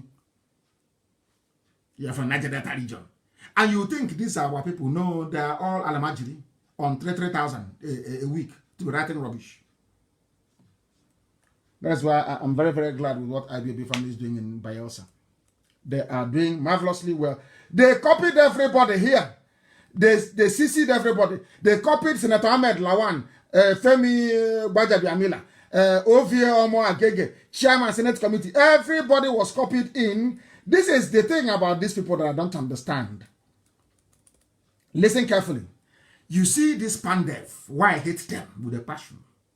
You see anybody, I told you before, if you call yourself Niger Delta, you're a criminal, you're a rogue, you're a thief. Check out, God will punish you. God will punish you. Do you know that Pandev wrote a letter? In that letter, they said that Southeast is oil producing. Is that correct? But now, listen very carefully.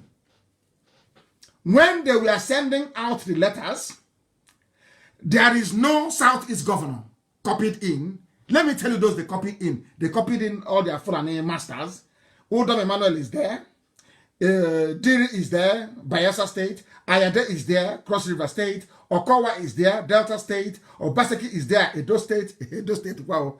Wike is there, of course. River State. How about the governor of Imo State? Not there. Albeit from Federal High Court in Abuja.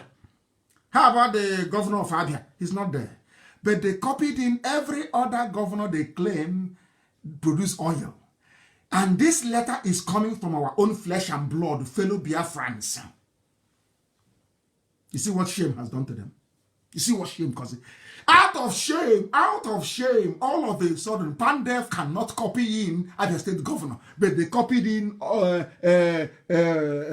what's it called? Every other governor that has, they claim produce oil. Non-female. You know, when you commit a crime, you begin to, you become ashamed of yourself. That's what they're doing. And I'll be on this case of Niger Delta. As long as you call yourself Niger Delta, you're an idiot to me. I don't regard you as a human being. And the more you remove yourself from Biafra, the more Fulani will deal with you. They will deal with you. They would, I pray that we conduct a place beside, and majority will say, oh no, Joy is not here. We want to go with the north. They will colonize you. They will subdue you. They will use your mouth to drink contaminated water from oil head. Useless set of people. You think I'm here to pet idiots? Think I'm here to massage the ego of fools? You must be doing. Look at what they're doing to you. Or out of shame, you can no longer say, oh, let me copy in Abia State governor. Or copy in the Supreme Court governor, who opposed them of Imo State. You couldn't. You can't. You can no longer do. Out of shame, now you know that betrayal doesn't pay. Now you know that betrayal does not pay. If you keep betraying people, you will lose. That's what's happened to you. Shame on all of you. Let me see the useless mouth you open to tell me about Niger Delta. We Niger Delta. Who is Niger Delta? I'm asking you. Who the hell is Niger Delta? Shameless people. Shameless idiots. Who the hell is Niger Delta? I'm asking you. Define Niger Delta for me. What does it mean? It's like a U. Ogoja is Niger Delta? Ogoja is Niger Delta? People are mad. Insane people everywhere. And somebody wrote in a newspaper, a civil rights group, human rights, is now everybody's waking up. You are giving all the positions to Fulani. If it's an Igbo man who is in charge, who is the president of Nigeria, and you give, hey, remember, Yoruba said the reason why they voted for Buhari was because they didn't have any presence in the government. Not minding they had positions there. Not minding. What time is it, please? The time now is 10 minutes. We've gone for nearly 2 hours. Unbelievable. I didn't even know that. I didn't know that. And it's holding up very well. Do you know that Yoruba said the reason why they did not vote for Jonathan was because there was not enough Yoruba in it. But now, what is happening? The device they have is missing. Is it not missing? Is it not missing? In fact, they are collecting money. I think it's works. Is it works, mines, and all the nonsense? They are now happy in the government, and the poor people are suffering. There are poor people everywhere, even amongst the Fulani Alamajiri.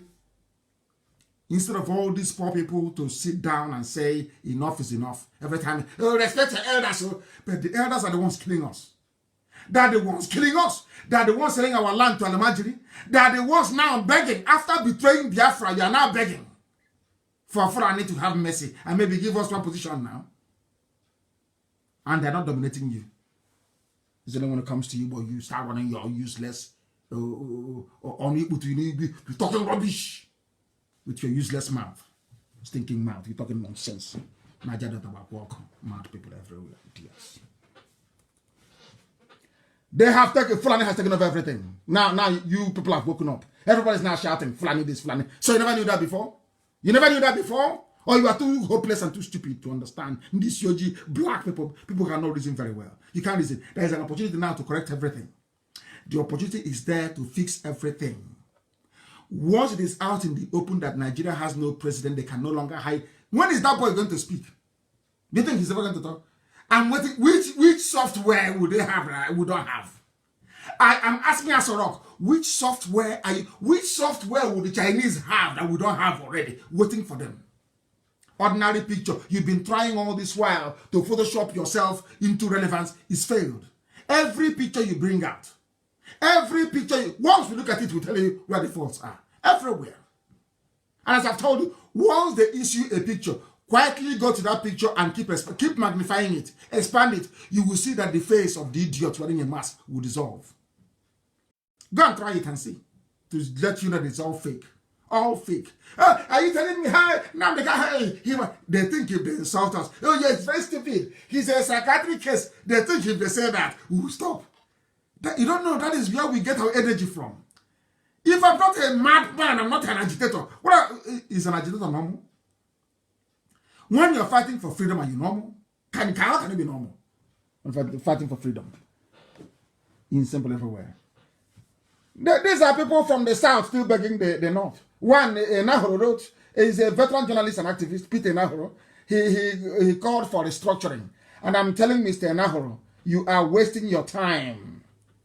There is nothing like restructuring. We are not interested in your stupid restructuring. If what Fulanis are doing to you is not enough to tell you that you should go your own way, that means you're even a worse fool than I had thought. They say insult people. Want me to insult you? You're a black man, you're stupid, and you want me to tell you that you're intelligent? Is that what you want me to say? Oh, he's nice, oh. I don't do that nonsense. I don't. I have no time for idiots. How can you be talking about restructuring in a country where the Fulani, a president is dead? Dead, no vice president. A woman who was not elected brought her lover into the villa. Are you people insane? Are you mad? What are you restructuring? Instead of talking about breakage, let everybody go there. Talking about restructuring. Let's restructure the politics. Are you insane? Some of you cannot speak very well because you are compromised. Allow us to speak. because we are not compromised. Allow us to speak. We are not compromised. I remember somebody said, hey, he's been bribed by APC. You think I've been bribed by APC and I say all these things about them, they will not tell the whole world the deal we cut? You don't know that? No, some of you are too daft to be able to reason that through.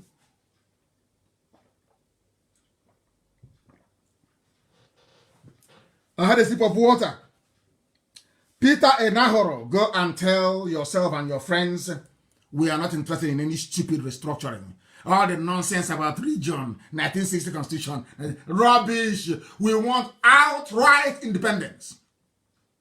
We are going to conduct place beside referenda everywhere, from every nation. We ask you in simple English, do you want to be part of Biafra? Yes or no? If you say no, we say bye-bye.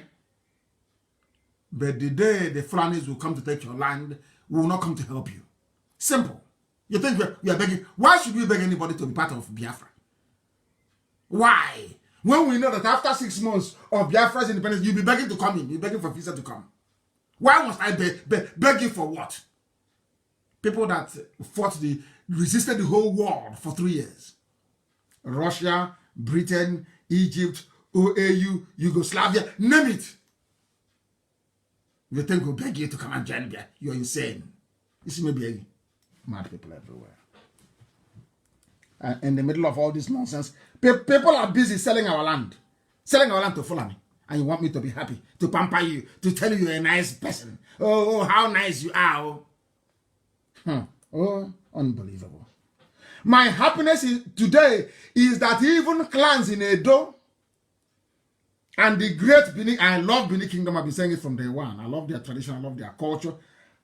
Isigodomigodo, of course, is not Benin. Isigodomigodo, I love their culture, I love their warriors. They went to war, they fought like the Biafrans, they fought the British. They fought the British very well. They are the owners of Lagos. They called it Eko. Omo is a Benin word, so to say. Igodomigodo is their name. So you don't know that? Omo is a Benin word, it's not Yoruba, for your information. For your information. And I was asking, as I was doing my research, I went and I asked, what is the meaning of Asian? And somebody said, Asian means the people of God, Umuchukwu. I said, are you sure? They said it's Umuchukwu. But then I did further research. I went to the map. And I now saw the reason why some Asian people said, Ishan I think it's called, that they are not Asian. That their actual name is Ubiaja. And there's a place called Akahia. These are all Igbo sounding names. And then I looked at the map further, and the map is now telling me that Asian, they are called, the name is not their name, because when they accepted the name, they call them Ewu Asian. Ewu, E-W-U Asian, Ewu, which is good. I saw it in the map, I was flabbergasted. And look at, from Asian to M.N.K is not very far. Not far at all. Unbelievable. They are Umuchineke. Somebody said they are. Oh, they are me. There are speakers of truth everywhere, and I must recommend them.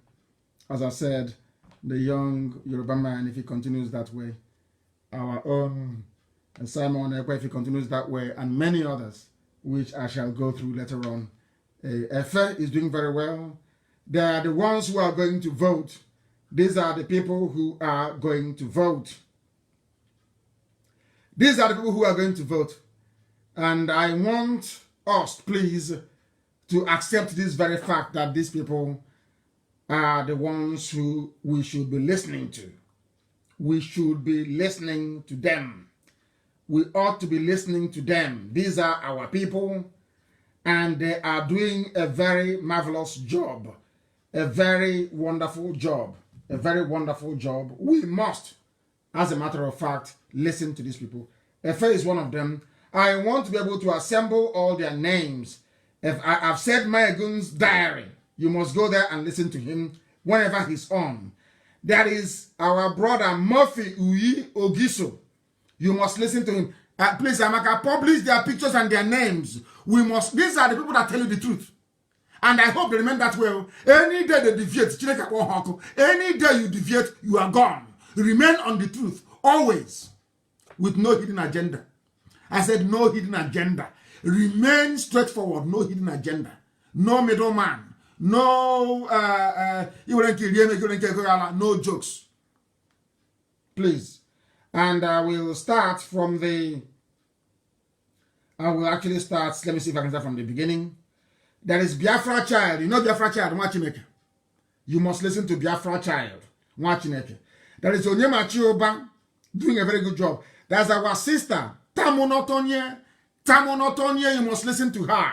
You must listen to her. Efe, Owanobo Efe, you must listen to her. And then our sister, I watched her today. I couldn't stop laughing. Oh wow, Sophia Obaze.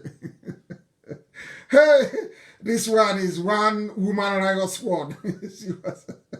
Oh my goodness. We love them. We love them. And our dear sister, the freedom fighter herself, we call her freedom fighter. You know her very well, Faith Ogala. These are the people to listen to. They are the ones that will tell you the truth uncompromisingly. Uncompromisingly, they speak the truth. And most of them are from Edo. So, Edo, there will be a place beside. If you want to join, you join. You don't want to join, you go. As simple as that. But in any case, the crown or the throne of Igoromigodo will be respected, revered, and adored always. As I've said, is a culture that I have so much respect and admiration for. And we'll keep it that way in Biafra, even enhance it more. But we can't beg anybody. We are not in the business of begging people. Why? Please, we don't beg anybody. The whole Niger Delta nonsense must stop. If you look at the map of the zoo, it tells you very clearly that in actual fact, the southeast is in Cross River State. That's the southeast.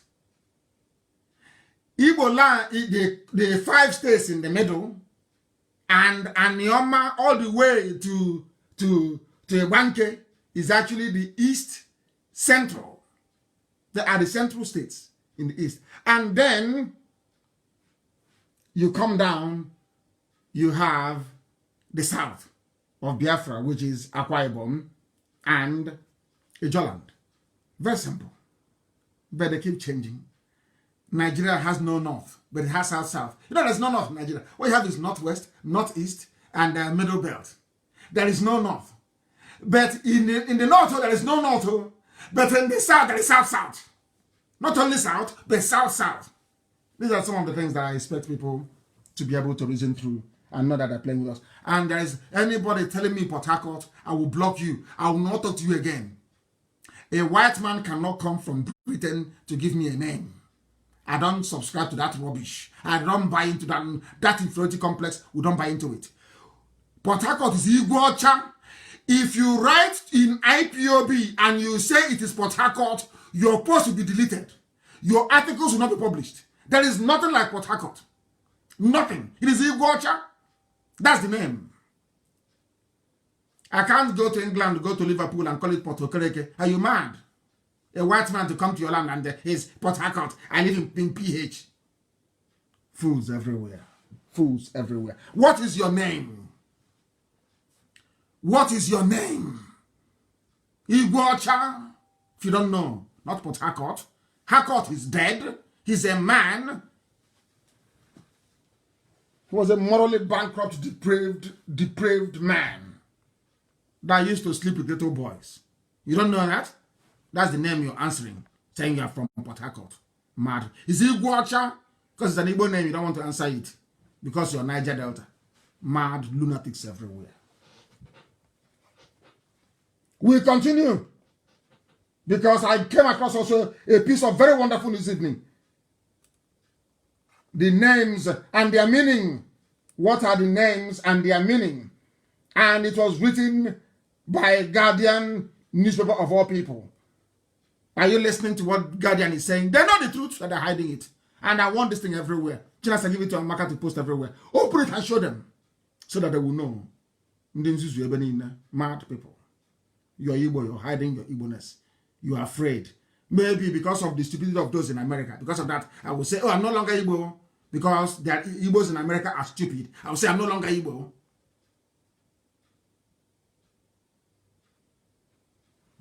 Nonsense people everywhere. According to Guardian newspaper, naming a child is very important in a parent's life. The name forms the basis of the child's identity.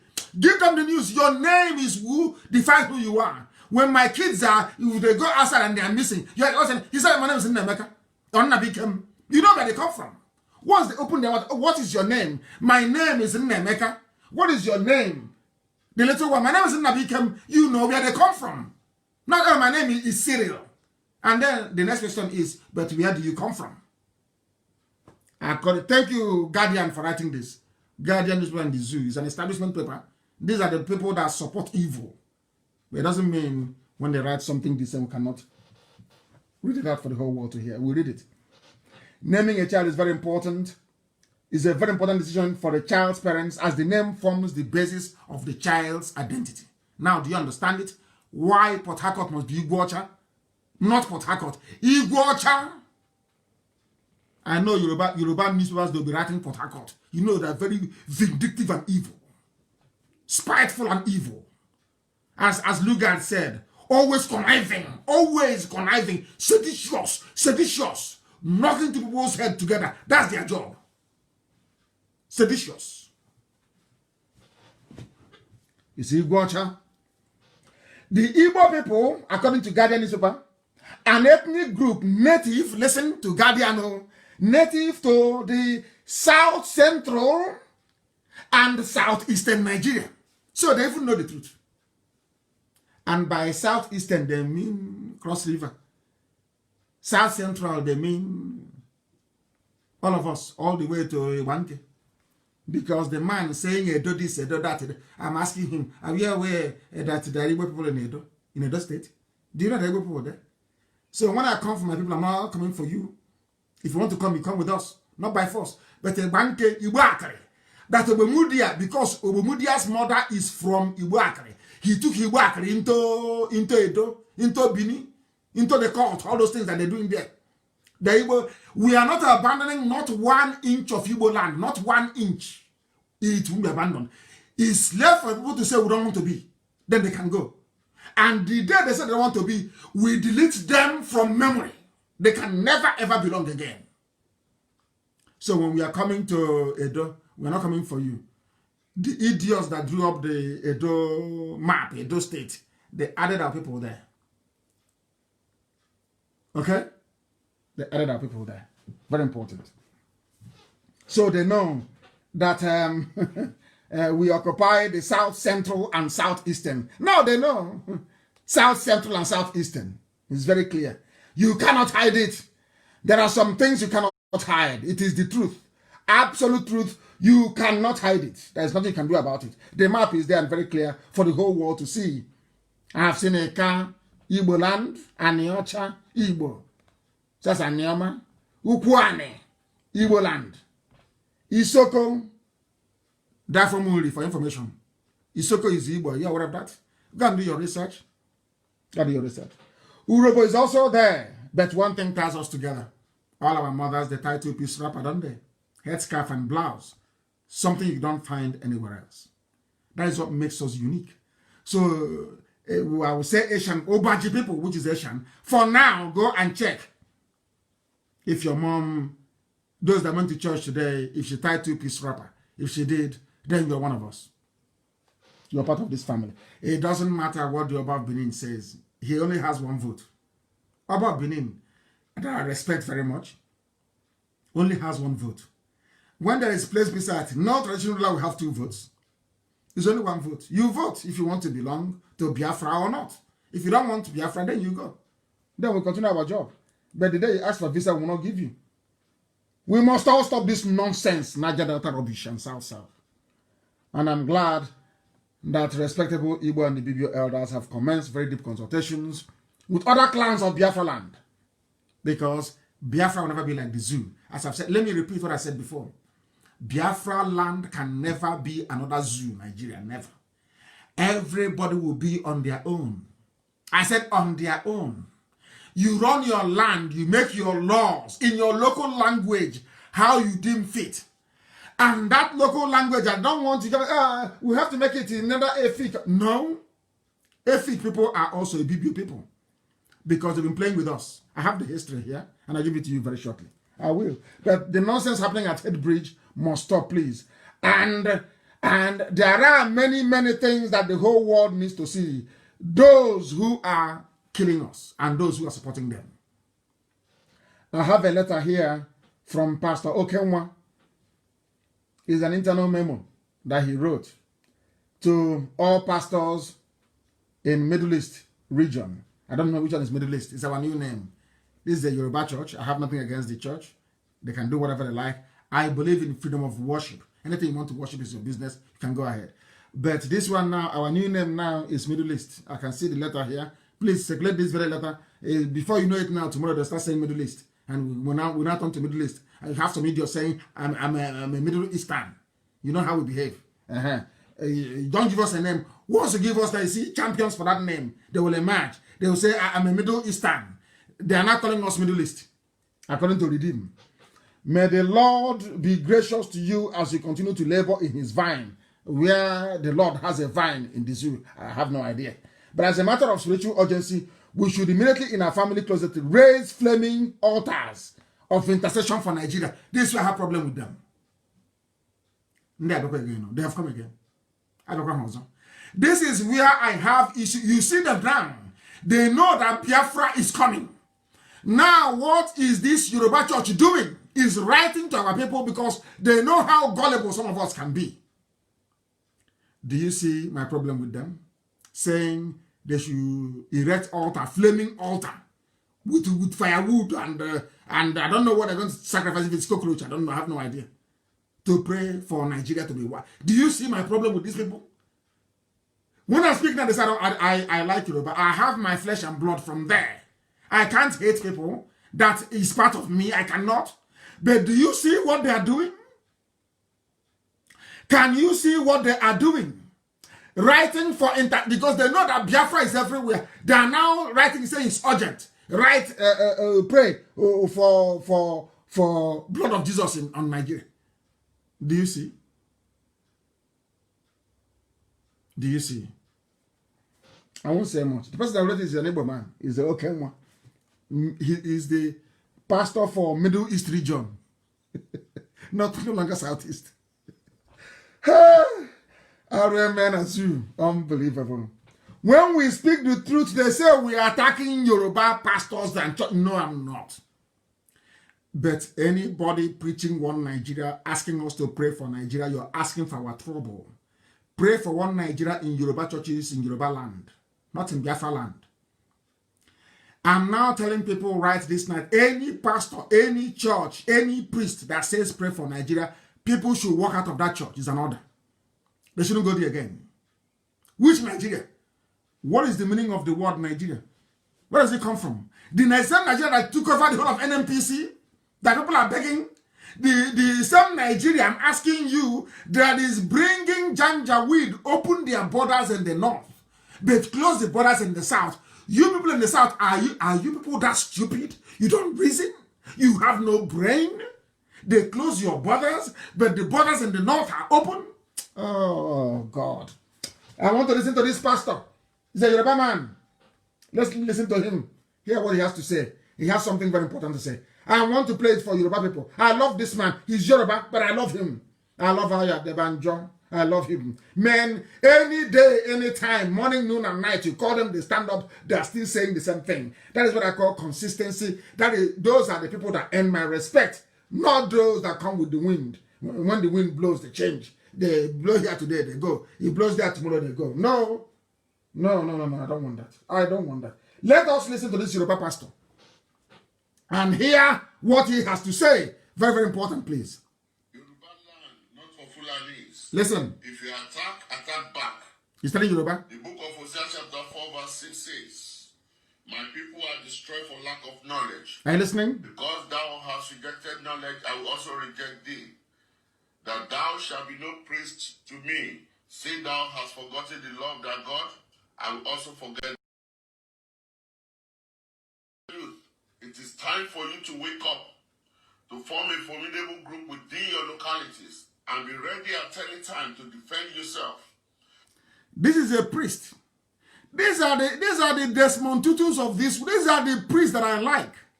A priest speaking the truth, not talking rubbish. He never said one Nigeria. Please circulate this very video everywhere. Put it on my wall that they may see it. He's a Yoruba man. These are the people that I love and respect. Not those from Sierra Leone. You know that's a bit about from Sierra Leone. Like the Tinubus and the Okoya Thomas. They came from Cameroon. Sorry, from Sierra Leone. Let's continue. From Fulanis and total Islamization of Nigeria, and make Oduduwa Republic a reality. Oduduwa Republic. Yorubas, how long are you going to remain dumb? To believe lies of pastors and governors and cabals? Are you listening? This is a minister of God saying that, asking Yoruba youth, how long are you going to listen to lies from pastors from the Redeemed Church? For how long? Ask you to pray for one night. This is a man of God. This is a pastor, a Yoruba pastor. Let's listen. Let's listen. Yoruba land, not for Fulani, in your localities, and be ready at any time to defend yourself from Fulanis and total Islamization of Nigeria, and make Oduduwa Republic a reality. Yes. Yorubas, how long are you going to remain dumb? To believe lies of pastors and governors and cabals and coward obas. Coward obas. Pastor Enoch Adeboye was the booster of RCCG and not founder. It was the man that derailed Christianity in Nigeria, especially in Yoruba land. I am not judging, but he created classical and modern Christians in RCCG that made many people to fall to the trap of Satan through fornications. He commercialized school churches and deviated from the way. Now, that one is religious politics. I won't go into that. Are you listening very well? Your daddy GOs have trapped your brain as the cabal is messing you up with janjaweed. So is your daddy GOs writing to you, trying to put up a flaming altar of Christ in the blood of Christ to pray for one Nigeria. You will drown in that blood of Christ. You will drown inside it. Check up all walk inside that blood. One Nigeria that is killing everybody. The same Nigeria that is killing everybody you're asking people to pray for. Do you have conscience at all? Is it because of the money you're in? You see how these commercial pastors, all these sons of Satan, send their pastors. Some of them putting on bleaching. Now, like Oshibajo, so used to be the picture released of him. You know, as I said, when they shine the floor for you, you're gone. They shine the stable. It's not like a mirror. Look at Oshibajo. It's now white as Michael Jackson. Look at Oshibajo. Oshibajo is now whiter than Michael Jackson. Only heaven knows where they put him. And I still believe that it must have been him in that grave for Abba Kyari. I think it's Oshibajo who is there. Yoruba pastors must repent. Aso Rock is empty. Where is your president? I'm asking them. Where are the people making it possible for the Janjaweed to invade our land? Where are they? Are you people telling me that you're Nigerians, you're blind? You cannot see that the coffin they used to bury Abba Kyari, there was blood inside it. Are you all blind? Are all of you blind in Nigeria? What is your Fulani giving to you people? All of you are cowards. You do nothing. You support evil. You support evil. Whose blood is in that coffin? If it's not Oshibajo, then bring Oshibajo out. Let us see. If you are telling me that they did not shoot Oshibajo in the head and bury him and bringing out Photoshop, now Oshibajo is now looking white, like a ghost. Bring out Oshibajo to address the world and speak Yoruba. Allow him to go to his village. Let's see. Oshibajo is dead. I'm telling you the truth. Because once they start bringing out, because there is no need to Photoshop a picture. Only if they want to play a game with the world.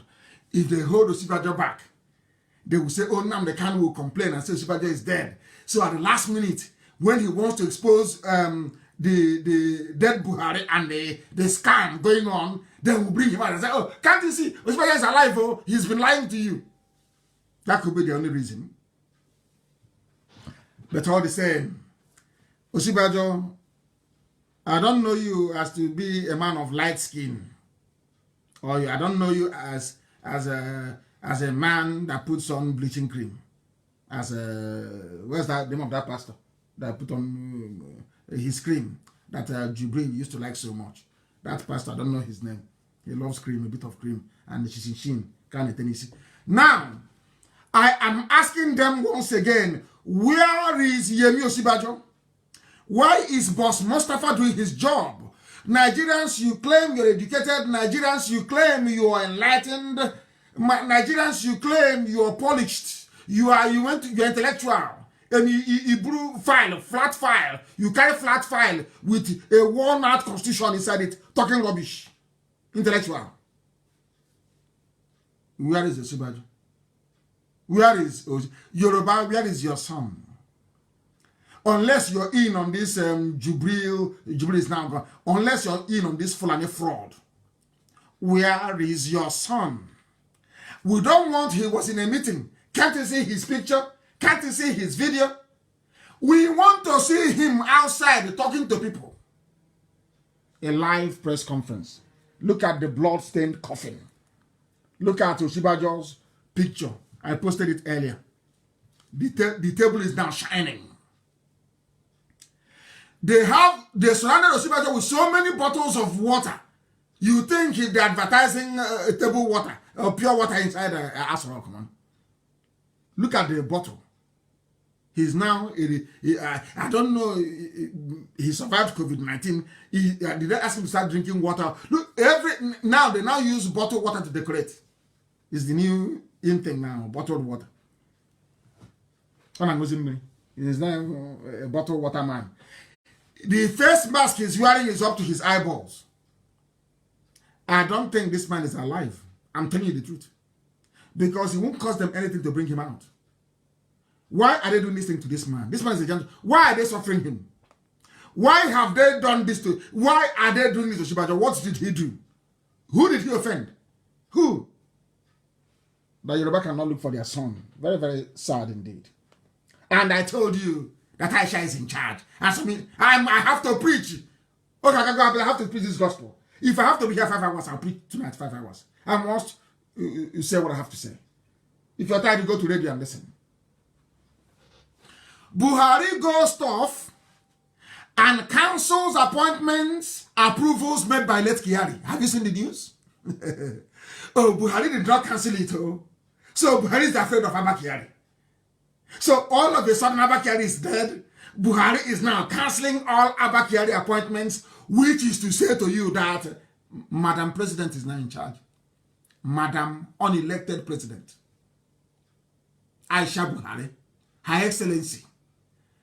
Madam unelected President, Her Excellency Aisha Buhari is now in charge.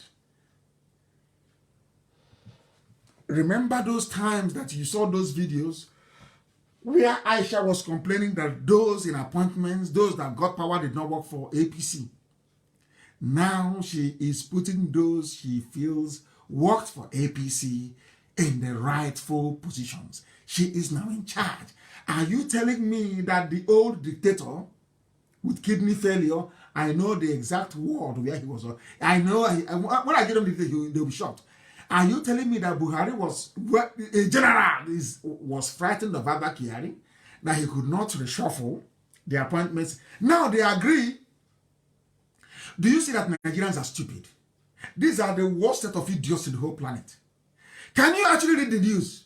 The headline says Buhari goes off, cancels appointments, approvals made by late Abba Kyari. So it was Abba Kyari that was appointing people. Now you know. When I told you that he was a de facto president, now in death they have confirmed it. Do you see Obunike? Do you see Obunike PG? Do you see that I don't lie? M.N.K doesn't lie. They brought out one Yoruba idiot yesterday. He's a psychiatric. He's a psychologist. Why won't I be angry? And the psycho. You are in a zoo. Who is normal in a zoo? Who? I ask you. Look at them. All of a sudden, Abba Kyari is dead. Even the journalists, even people quoting from us, they're so daft, they don't know anything. Buhari goes tough. Tough now that Abba Kyari is dead. Cancels appointments made by who? By Abba Kyari, not you, the president. Too. Hey! Zoological Republic. Do you see why they are fighting online? Do you see why they are struggling every blessed day? Every day they are struggling. How do we stop IPOB? How do we declare them? They Photoshop all the pictures in the world. They get Yoruba idiot from school where there is no light to talk rubbish. They don't know that IPOB is under oath. All these things, all this nonsense, you're right. You're in the UK. You're a coward. Come back. You think IPOB. So they think if they keep writing it, stupid, idiotic Igbo men especially will latch onto it. Is that what you think? Is that what you think? Elohim has destroyed the zoo because of us. We have destroyed Nigeria. You're not going anywhere. That idiot is there taking Eid al-Fitr with a mask, doing all that. Only in Asorok. He cannot speak. He cannot travel abroad. You are trapped inside Asorok. And I'm sure before 3 years, Aisha is a young girl. She'll get pregnant again. Aisha is young. And in Islam, they cannot do abortion. So let me see what she's going to do. She'll get pregnant soon. What I got to him? Then I'll see. Maybe they'll say he's idiot in the zoo. Adeboye will say it's Holy Ghost that got Aisha pregnant. He's the Holy Spirit. They are fools. And idiots will believe it. That small boy will impregnate you. That little boy, look at his eyes. All I told him, he will impregnate you. Your eye will clear. You want to play Marie Antoinette as a hard woman. Your husband is dead. Instead of you to bring your husband back and bury your husband, you are with your lover inside Asorok. Abomination in Islam. And you claim you're praying to God. You're praying to Allah. And Allah will listen to your prayers. Because you're deceiving Christians. You're deceiving Biafrans. Because of that, somehow, God will forgive. Allah will forgive you. That's why they came. So if God will ask them, why are you doing this? They'll say, oh, I want to go and capture Biafra land for you. They're infidels. I want to go and capture them. Where you are capturing Biafra land, that boy will capture you and impregnate you. Then your eye will clear. Your eyes will clear. Then you know what you've done to yourself. Buhari goes off, cancels appointments, approves. So it was Abba Kyari that was appointing people. Now you people agree. Now you people agree. We have destroyed the zoo. We have completely destroyed the zoo. It's gone. This is not for envy or jealousy. If you like as an Igbo idiot, be as envious as you like. Let that envy kill you. You can never be like us. Never, ever, ever. Buhari go tough when Abba Kyari is dead. And we have degrees here. You read in Cambridge and in Oxford and in Princeton, in Harvard. Yes. Your common brain cannot tell you what is going on. So you cannot you cannot ask yourself, how come you're cancelling appointments and approvals made by late Abba Kyari when you're the president and you're alive? Oh, I know Mr. President. He's a good... Which Mr. President or Mrs. President? Is it like you're talking about? All of you are cowards, afraid of falling. That's why you're betrayers. More they betrayed IPOB, betrayed me. With the governors, they betrayed me. They wanted me to be killed because I told them Fulani was coming to kill everybody. Now the Fulani has come. Now they're building a gate at a head bridge. Hey! Okpare Mauri Yoruba. Yoruba will say Okpare, isn't it? I say Okpare or Akari, I don't know which one is this. Okpare, I know his leg. Leg has decayed. Is it not Okpare? Leg has decayed. There is also a video. Show them how they do it. Amaka, please post it. Let them see. The young Bobo with Aisha. This boy, people are busy doing Yahoo 419, asking old 90-year-old white women to marry them, that they're in love with them. When this boy came from this is not Jubilee, of course, because Jubilee is dead. Came from nowhere. He gets money, pretends to be a president, and sleeping with the wife of a president of a country, all of the, and the country thinks he's the president. He's having fun. This is proper Yahoo, proper 419. This is it. And all of you claim you're smart in the zoo, you're intelligent. Look at the pictures I posted them. Repost those pictures and tell me if that's an 80-year-old man, 80-year-old Buhari. Tell me, with double kidney failure, brain damage, tumor in the brain. I have his hospital records. Mad people everywhere. Lunatics. Is that an 80-year-old man? Is this boy 80? No wonder Aisha is shining. How why will she shine? Well, my fresh blood is blamed on that in a zoo back walk. Mad people everywhere. We must continue. Look at the Photoshop pictures. And I challenge them. Show me Aisha Buhari with dead Buhari before 2017. Get me a picture of Aisha Buhari doing lovey-dovey with the old dead Buhari before 2017. I am begging anybody to bring it. You don't have it. Idiots, you do Zoom tomorrow. Mr. President is a good man. I want to direct it to Mr. President. Because Yoruba is ashamed of themselves. If I were to be a Yoruba man, they'll promote me. They'll say, how can Omo Igbo, we can't promote him more. You don't know that? You don't know this is jealous Yoruba style. You know, Igbo, we do our own little greed, as they're doing in Ambubere greed. And Choncho, Anyubu. Yoruba give you the raw one. The raw jealousy and envy. They're wondering how come, out of all the people to be saying this, how come it's in Namdekan? If I were to be a Yoruba person by now, oh my goodness. You pay ticket to come and see me. You pay to come to see me. Because I'm not from them. That's why they behave the way they do. Very vindictive and evil. Not all of them, it's the media I'm talking about. Look at the picture with the coat of arms on the rug. Look at his cheeks. To tell us he's wearing a mask. Look at his cheeks. Look at it. Puffed out like puff. Look at it. Can't you see it? Nigerians, are you all of you blind? 200 million people, are all of you blind? Are you all very stupid? You cannot see? Can't you see the picture? But again, every night, this boy, hey! Some people are lucky. God bless me comes in many ways. So there's no greater God bless me than this one. This boy, and hey! Some of you are going to redeem, plan to go to heaven. The boy is in Asorok. Jidai is around full time in Asorok. He is living life full time in Asorok. And you're running around doing one Nigeria with APC. Your age mate is in Asorok. Holding down Aisha. You're busy running around with laptop, doing Iraq, 3K a week. You're doing 3,000. Your age mate is in Asorok. Keeping Aisha honest. And you're there doing Iraq for 3,000 a week. I believe in Nigeria. Don't go to Niger Delta, it's because of their oil. Your age mate is in Asorok. Look at him. Shining. Aisha is shining. Everybody is clean and shining. Hey. Nigeria is a drama, I'm telling you. One massive drama, zoological republic. And who will be there to support them with BBC Igbo? Supporting Yoruba papers, BBC Igbo. Very sad. There was something I wanted to preach this very day. Hey! Oh, there's no time. I have to make an exception. That is a very particularly important preaching I wanted to make. To let the people understand, I think I must preach it this very day. I will preach it because they have turned Ubunike into another new Sokoto.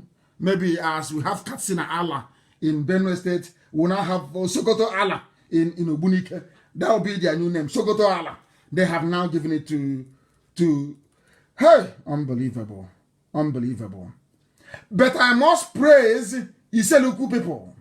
I must praise the Iseluku kingdom because they have rejected Miet Yala money. They have. And the reason I'm saying that I have to preach this gospel, I must preach it. Miet Yala went to Iseluku and Iseluku said no. Iseluku said no, we don't want to have it. We don't want you here. We don't want. No market, no Hausa market. No, sorry, Hausa. Hausa blood are victims. It's no Fulani market. Yoruba, you are busy dividing us. You come, you say Southeast. Now we now have Middle East. We used to have East Central, the Southeast, South, up South, down South, East South, West South, everything. But Yoruba people, we are never one people before. To Facebook, we are back. They can't stop us. If you cut us off 10,000 times, I will return 10,000 times. I will preach the gospel that Elohim has given me to preach. In truth and in every honesty.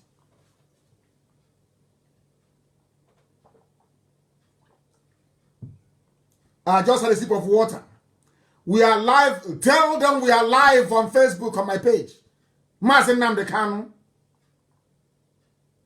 We are live on my Facebook page. 400,000 followers, which is nothing anyway. But that's what Facebook allowed me to have. That's the original one, the original page where you can find me. My goodness. We are back on my Facebook page to preach the gospel of heaven. I am here. David Nnalu, I'm here.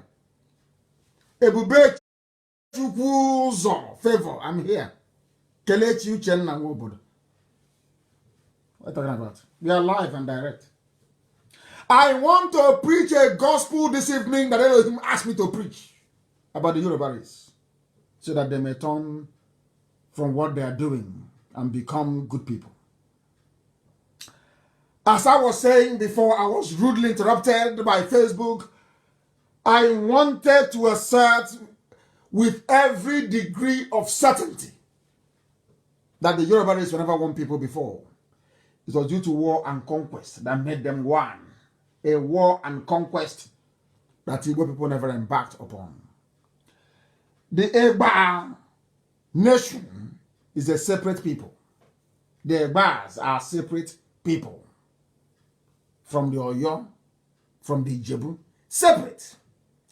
The only thing that unites them is the Oyo Empire. That's the only thing that unites them. And to prove it to you, as I'm telling you, just be jotting them down, be writing them down. Egba Nation, Egba, EGBA, they have their own national anthem. Do you know that? The same way Urobo has, because some of you don't know that the song I play these days first, before I play Rex Lawson, is Urobo national anthem. Some of you don't know. I play it. If you like, I can play it for you again. Yoruba they have their own national anthem. I play Urobo national anthem every blessed day. Some of you don't notice, but I do. I want to play it again for you, so that some of you who may not know will know that we are everywhere. This is Urobo.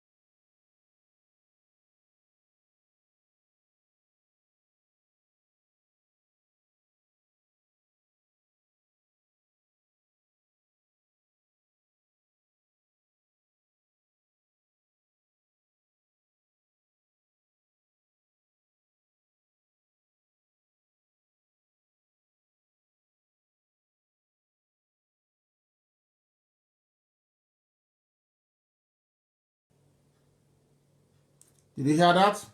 That was Urobo national anthem. The same way that Egba in Yoruba land, Egba kingdom, they have their own national anthem. They have the Egba anthem. I don't speak Yoruba. I would have tried to read out the words for you. But I know this one says, Lori Oke Ogun Upetele. I don't want to make mistakes, please. They have Egba. They have their own national anthem. I want to prove to Yoruba journalists that this their divide and rule is not good. It is not good. Yoruba, your divide and rule, this thing you're helping Fulani to divide people and conquer them is evil. Because at a time, you were not one nation. Nobody has dug in to be saying, oh, by the woman, by man, or your man. No. We respectfully refer to all of you as Yoruba. Why do you always want to come into Biafra land to divide people? Why?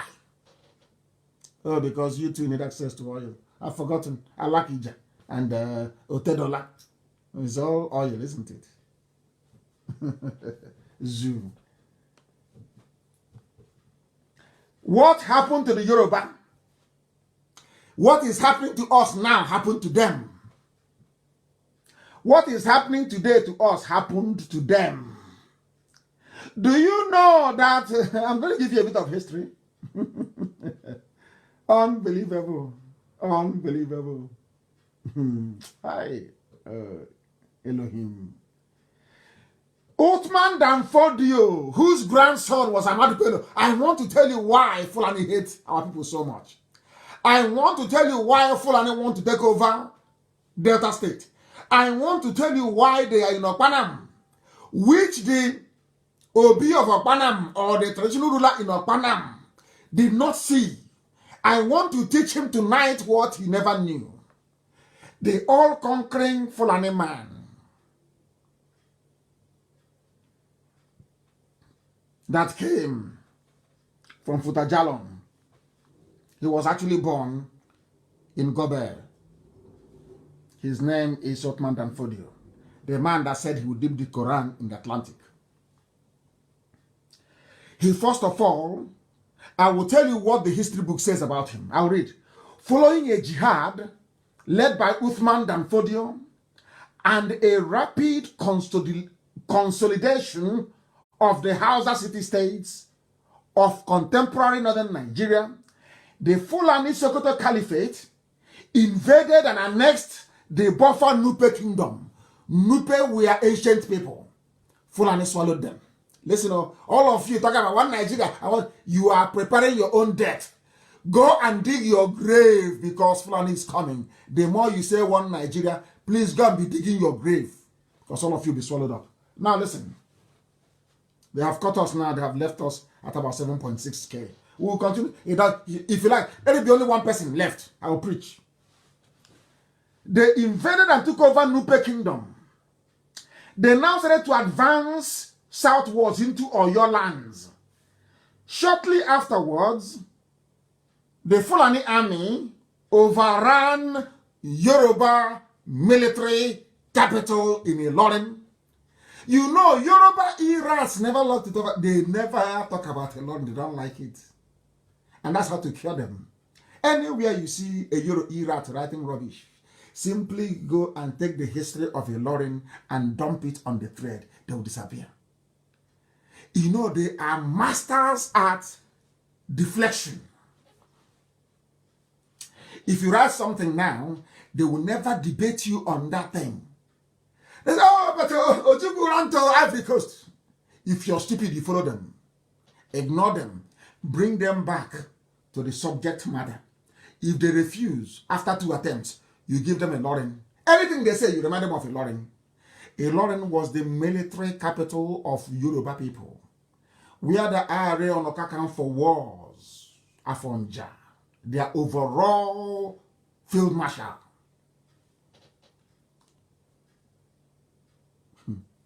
It was overrun by the Fulanis. They overran it. After they took Nupe, the same thing they're not doing to us. Can you see what they're doing? The same pattern.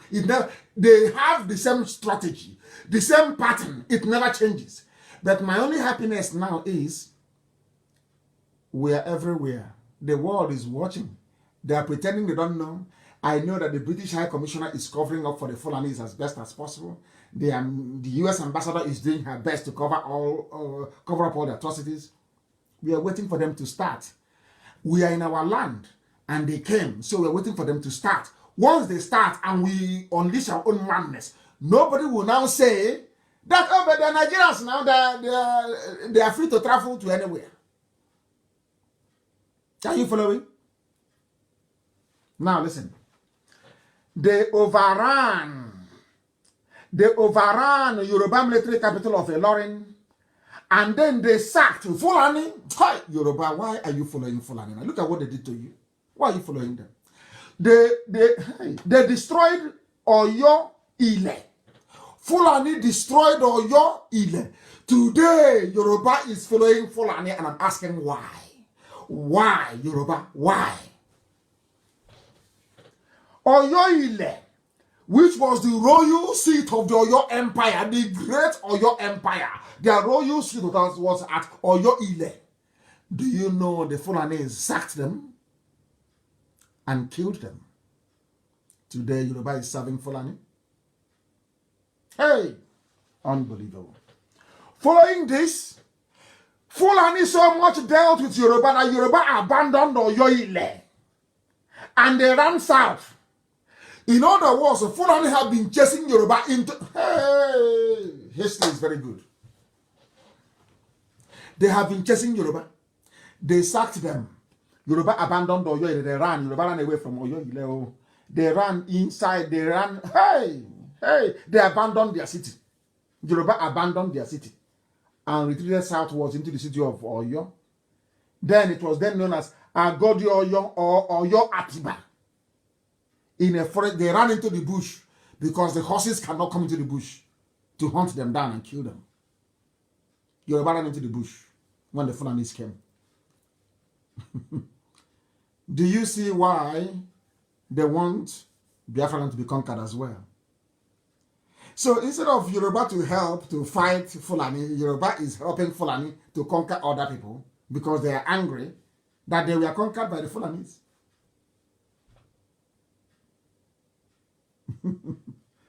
Hey, Eligwe, they give me a message and I give to the living.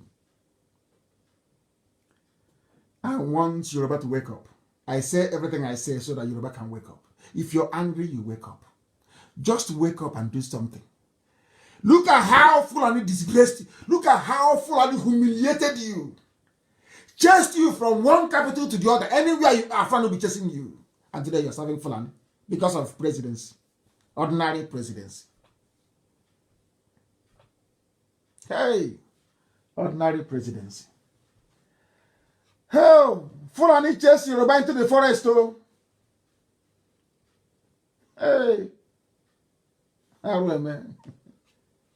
Yoruba took carried their Oba and the royal stood into the forest.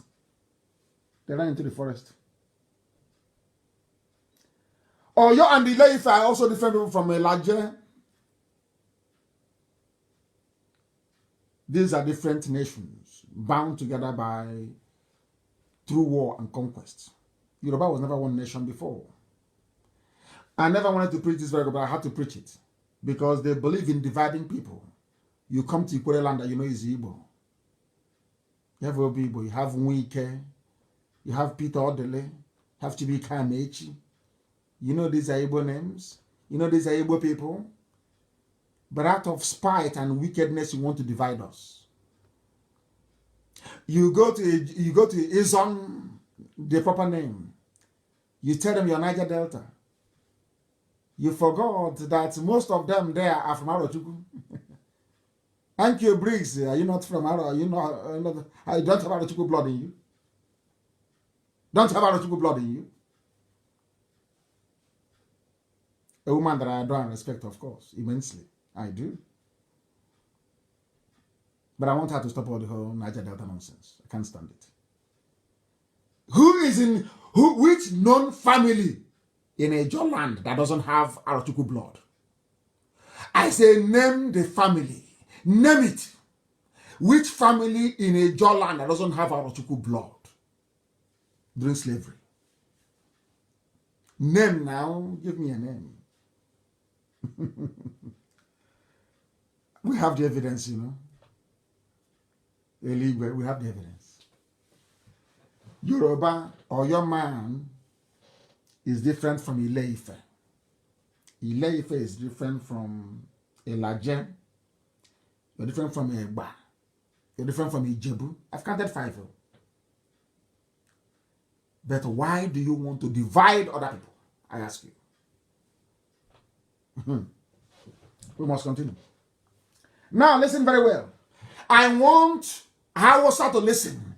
This message is for Hausa people. I am giving Hausa a message. Hausa, it is a message for you. The same way I've given Yoruba their own message, I'll give you yours.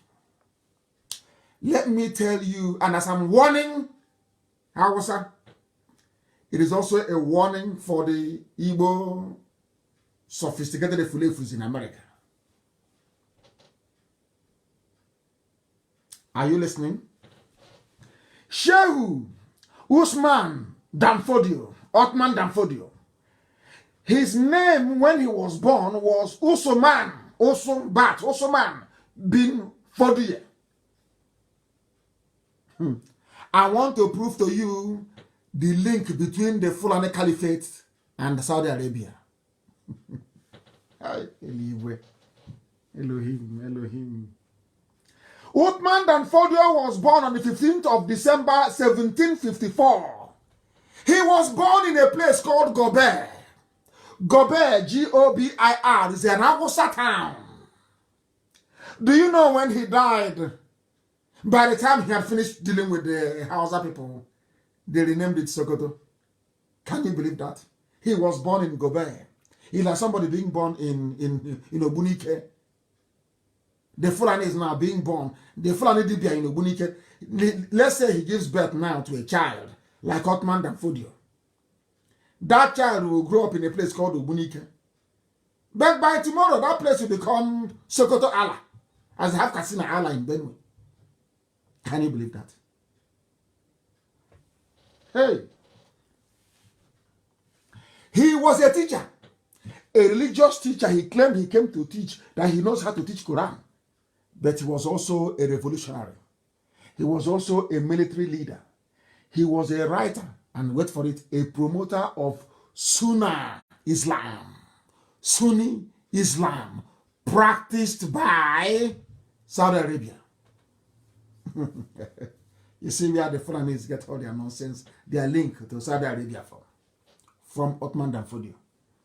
He preached Sunni Islam, and he was the founder of Sokoto Caliphate. So all these Obunike, those in Amansia, all the people you're selling land to, they will give birth to their children will kill our children, and they will rename our towns. Obunike will change. Amansia will change. Opa will change. All the places you have sold land to Fulani, in the next 70 years, their names will be different. And that was your gift to our generation as an enlightened Igbo leader. Do you see why I hate Ohaneze with a passion? If you know what I know, you won't just hate them. If you see them, you put a knife to their throat. These are evil men. Look at what the same people, what they did to Hausa is what these idiots want them to do to us.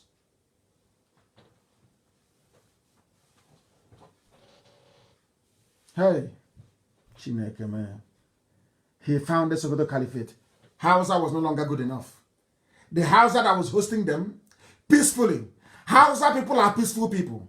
Hausa was hosting them peacefully in Gobert, hosting them. Uthman Danfodio said he's a teacher. The Hausa king of Katsina said, come and teach my son. Never know. He didn't know he was inviting a demon into his home. He said, come and teach my children. All the Hausa kings, they said, let the Fulanis teach our children. The same thing that, let the Fulani rule, let the Fulani be in Asorok. Your lives are being wasted. Hey. the Habe monarchy was dead. Now listen, Danfodio was one of the urbanized ethnic Fula. He's a Fula people, Fulani. They were living in Hausa kingdoms, living as tenants. The same way they have come now as tenants. That's how they start. They come as tenants. They start pretending. They start pretending as tenants.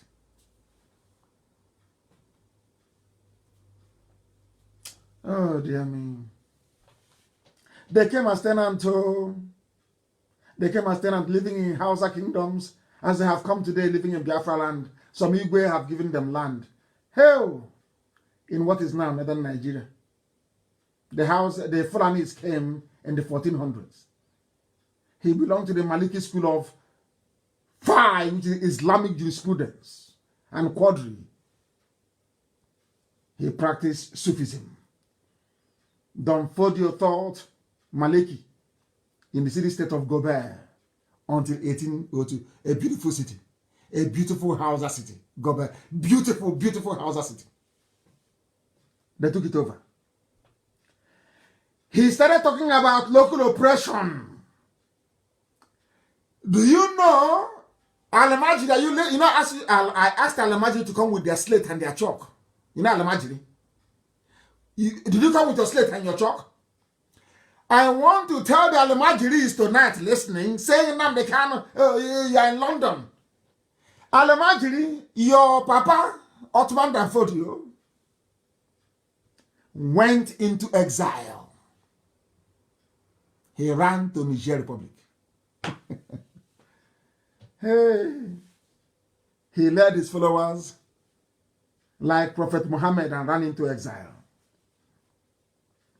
That exile began a political and social revolution which spread from Gobert, listen, throughout northern Nigeria and Cameroon. They took everything when they came back and was echoed in a jihad movement led by the Fula people across West Africa. Fulani have been on jihad since 18-something. How did they live? Do you know who heralded their coming? The creature that heralded was a vulture. It was a vulture that foretold the coming of the Fulani. The prophecy of the coming of the Fulani was carried by a vulture Udele. Udele carried their Udele. A vulture that eats dead animals was the one that foretold the coming of the Fulani. That is to tell you that they always come with death. It may not be immediate, but death will come. Death always comes. Always. Hausa, Bagi, Nupe, Yoruba. There's Ibia. Everywhere, they swept everywhere. And they always come as tenants. That is why M.N.K should be ostracized from Igbo land.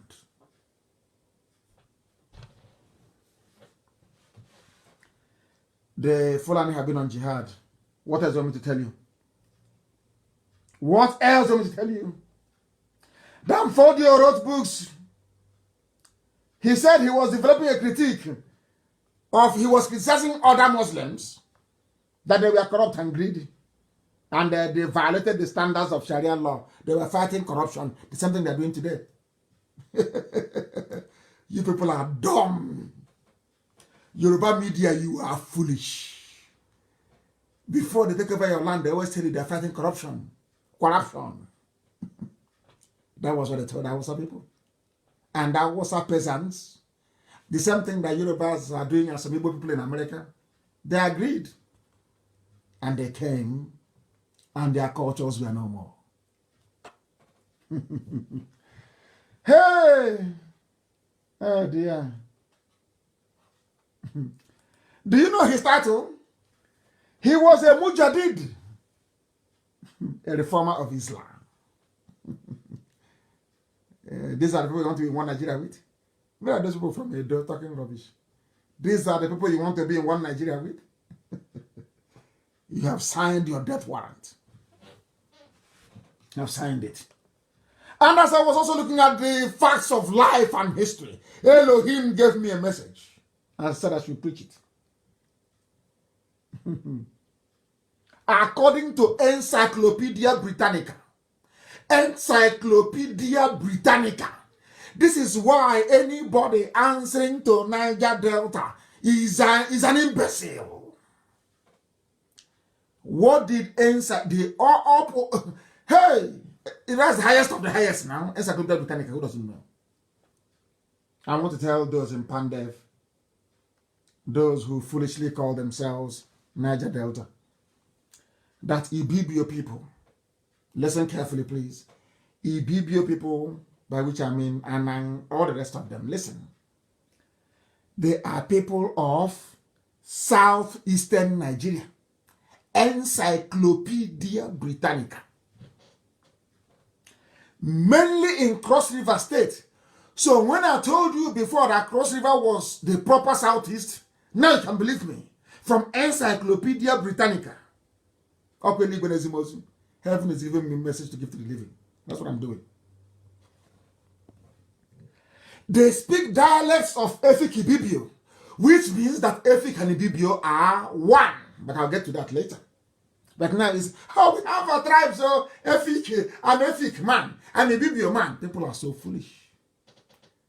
Those dividing you are one, but they want you to be divided. Now listen, they speak dialects of Efik and Ibibio, a language now grouped within the Benue Congo Niger branch. Now listen, the Ibibio comprise the following major divisions. Ibibio comprises of Efik. So now I have proven to you tonight that Efik comes from Ibibio. And if Ibibio is Ibonda, what tells you about, what is it about Efik people and the Charam? That we are all Igbo people. I'm coming. Listen carefully. This is Encyclopedia Britannica. The same Encyclopedia Britannica that in 1929 affirmed that Igbos have Jewish link. In 1929. Now listen. The Ibibio comprise the following major divisions. These are branches of Ibibio. What is number one there? Efik, Eyon, Eket, and even Andoni people. And Ibeno. Andoni. Also Anang.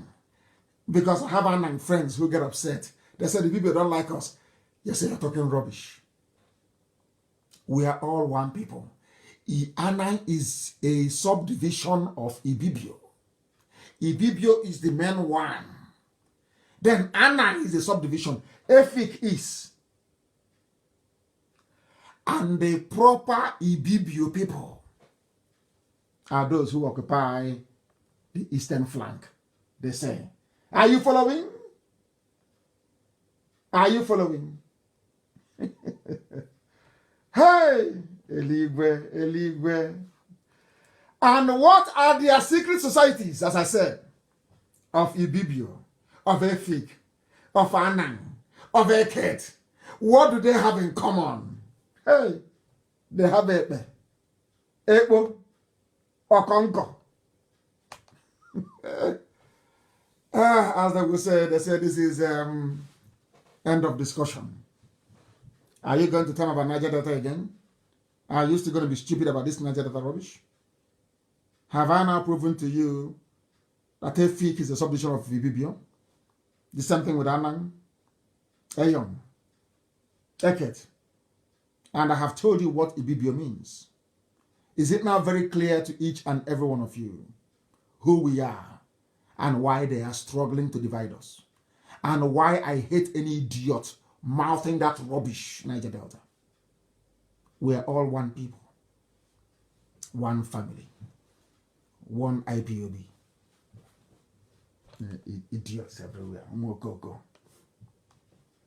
And how about the Ijaw people? Izong. How did they come into all of this? I want to prove to people that everything I say is correct.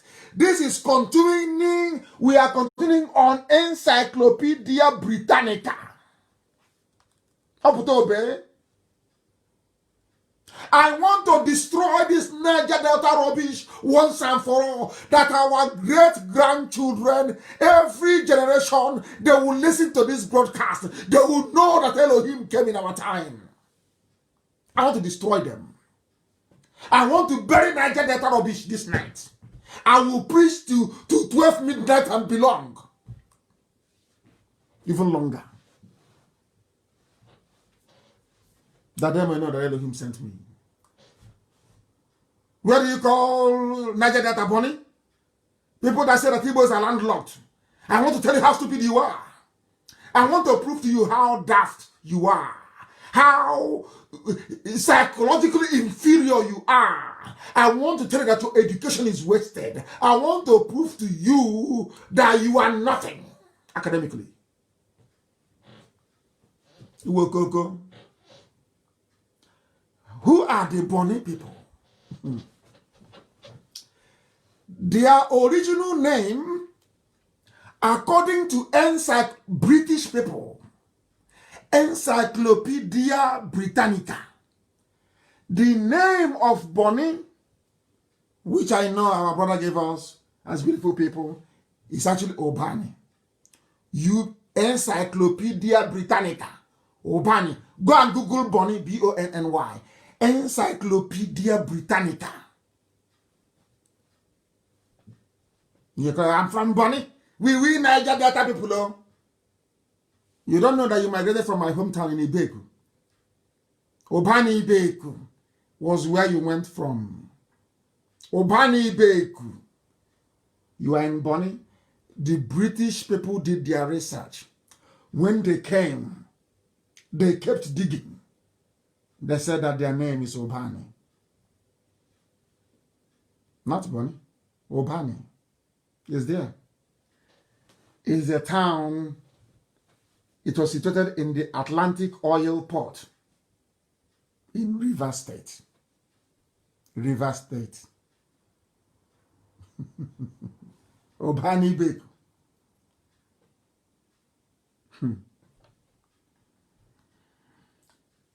It lies on the Bonny River.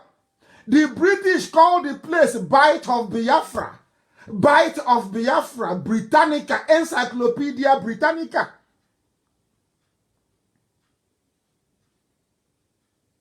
A trading center for fish, for salt, for palm oil and palm kernel of the Ijaw people. Now they have come in.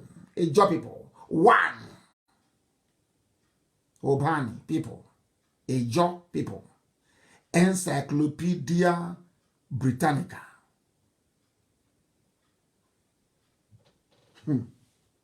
Oh.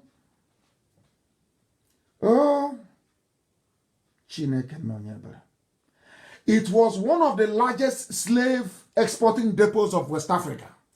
As I told you, Arochukwu was worshipping idol. They were selling people. People would send their sons as priests to go to our temple to go and study the holy word of Elohim. They will sell them. And I want to prove it to you tonight. Not the word of a black man. Encyclopedia Britannica. It was the largest slaving export depot in the whole of West Africa in 1970. About 20,000 people. Most of them in Igbo. And other hinterland groups were shipped to the Americas, Caribbean and USA. Igbo. So when you see Denzel Washington, you see Blair Underwood, you see, what's his name again? I've forgotten his name. The guy that played the Diamin. What's his name? Hi, I don't know. It's old age. I don't become. Old age is disturbing me. What's the name of his name again? Forest Whitaker. Igbo. 20,000 people were being shipped to the Americas from that port. The people who were king, that's somebody called Pepple. The Pepples were kings then. When the white man decided to end slavery, our people were not happy. You see, this whole Niger Delta didn't start today. Hey, there are people that want us to remain slaves at the hands of foreigners. The Pepple family, Pepple white, Pepple brown, Pepple green. They were getting money from slavery. So that when the white man said, no, we want to end slavery, they said, no, we want to continue. They were angry. They were writing petition to the King of England. Please, who sent this? We want to continue with our slavery. Selling their own brothers and sisters. It didn't start today. This whole Niger Delta rubbish didn't begin today. To sell our people. Now they can no longer sell people again. They want to sell our future and our children to the Fulani. Now you understand. I want to bury the whole Niger Delta rubbish. Come here, Andrew. Unbelievable. They were selling our people. The Pepple family, they said, no, we are not happy. We want to continue selling our people. But Britain came and conquered them in the 1850s. And as the white man said to them, stop selling your people. Instead, sell palm oil and palm kernel. Stop selling your people. That's how they stopped. Hey, Niger Delta, Niger Delta, Niger Delta, my foot. Oh dear. We are all one people. Oh dear. Let me now shock you. Do you want to be shocked with this whole Niger Delta thing? I want to shock you to your bone marrow. So that tomorrow morning, when an idiot from somewhere in Abuja or Lagos answering Effiong or Robert talking nonsense, you're talking rubbish. I want to destroy all of you and your useless arguments tonight. That's what heaven asked me to do. The Ibibio people, just simply Google it. It's on Wikipedia. Ordinary Wikipedia. I said ordinary. Go and Google it. As I'm talking, you Google it. Niger Delta. If I say you say Niger, I will put my 2 fingers in your eyes. You're an idiot. Once you say Niger Delta to me, I will push my fingers into your eyes. You are an idiot. A complete idiot. You claim you went to school. You can ordinarily Google. Go and Google it, Ibibio. And follow me as I preach this gospel. That's what I'm very upset, honestly. The Ibibio people, listen, I've explained to you before from Encyclopedia Britannica that Ibibio is comprised of Efik, Anang, Eket, everybody. Ibibio. Forget the dialect. It's rubbish. Ibibio. And who are the Ibibios? Ibonta. I'm coming. This is just simply putting Ibibio people in Google. And follow me. The Ibibio people are a coastal people in southern Nigeria. Yes. They are mostly found in Akwa Ibom and Cross River State. Okay. And on the eastern part of Abia. Abia is coming. They are related to the Anang Igbo. Anang Igbo. Igbo Anang. For the first time, Anang and Igbo, one word, Anang Igbo, is there. Is there. And Efik people, that we are all related. Anang, Igbo, Efik, it is here. It is here now. They are all related. They are brothers and sisters. Before I did this research, Elohim gave me this revelation way back in 1998. I couldn't prove it. I couldn't prove it. I couldn't. I tried, I couldn't prove it. Now it is here. That we are all... This here, are you telling me that all these eras, they don't go online? It is here now in black and white. Who are the Bibio people? They are coastal people of southern Nigeria. They are mostly found in Akwa Ibom, Cross River State, and in Abia. In Abia State. They are related to the Anang, Igbo, and the Fish people. We are all one people. This broadcast will be saved forever and ever. So that whenever idiots are gathered and saying Niger Delta, you play it for them. Oh, dear me. And who are the Ikwere? You see how I'm dissecting the whole of Niger Delta. I want to bury the rubbish. So that anytime somebody says they are Niger Delta, you know that that is the enemy. That immediately, that is the enemy that the Fulanis are using. That is the enemy. Do you know our sister Nenayanya? Yeah, some of you know her, don't you? Do you know her middle name? Her middle name is a Biblian name. Ine. I-N-E. Nenayanya, some of you know Madam Nenayanya, Sister Nenayanya. You don't know her middle name is a Biblian name? Is Ine. Arojuku. Abia.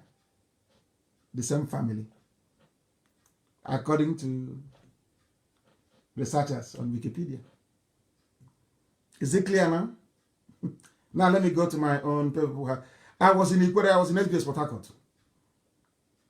I was in Ikwere, I was living in Diobu. I think it was mile 2 or mile 3, I've forgotten. You know, I came to Iguacha. I was staying with my cousin and her husband to go to SBS, Dance School of Basic Studies, in Omuala. I didn't have any friends, but I used to go to their compound to go and play with them. I'll never forget. In Diobu, I'll never forget.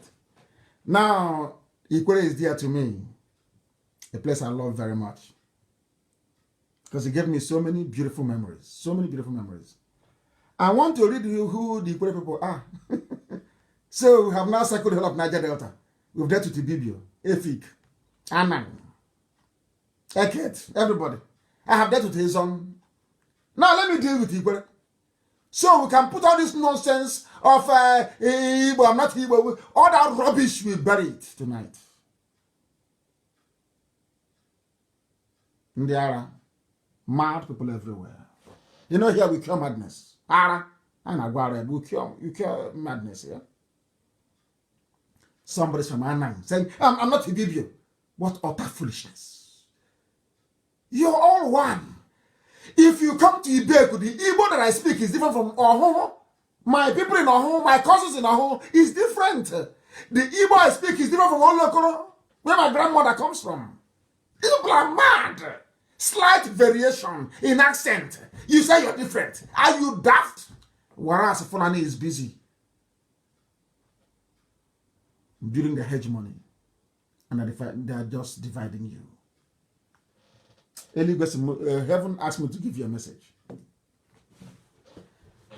Ikwere is known as Iwuro. It is one of the sub-Igbo groups. Please, listen. Ikwere is Igbo. Not me saying it. Ikwere is one of the sub-Igbo groups of the Niger Delta region of Nigeria. They can't out there. They love to divide, isn't it? Ikwere is Igbo. Listen, they are considered a part of the larger Igbo ethnic group. They speak Ikwere, which is good, of course, which is an Igbo dialect, which is sometimes considered as a separate language, but of course it's not in the Igboid family. As a result of the quest for Ikwere's recognition as a separate ethnic entity, it was the saboteurs in Ikwere land that wanted to separate Ikwere. They now started saying, even the white man or Igbo, they know this. They started saying, oh, we're different people. They're saying, no, you're not. You're Igbo. You are not. You're Igbo. You're Igbo. They want to assert ethnic nationality because that's what Fulani fed them. The same nonsense Fulani fed Ogoni people through cancer. fed them junk over the years. Man is your own flesh and blood one day. You know that God is miraculous. God is punishing all of us. God is using Fulani to also punish the so-called Niger Delta. Punish them. Because you rejected your own flesh and blood. And you think you can have it easy. That is why the land is polluted. That's why people eat fish and they die.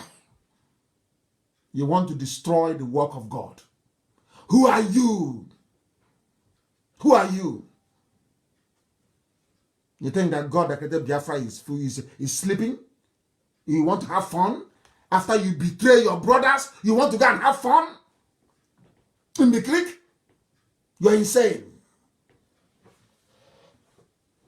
Insane. Crazy. Not me saying it. White people who are learned. Oh dear me. I'm just too upset with these people. I will have to close the program. I'm too upset, honestly.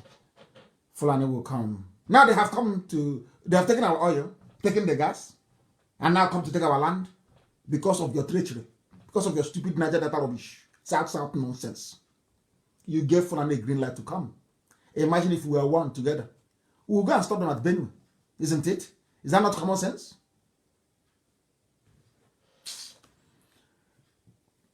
I don't like educating idiots because it's wasted. But I thank you, Seruku people, please. One family.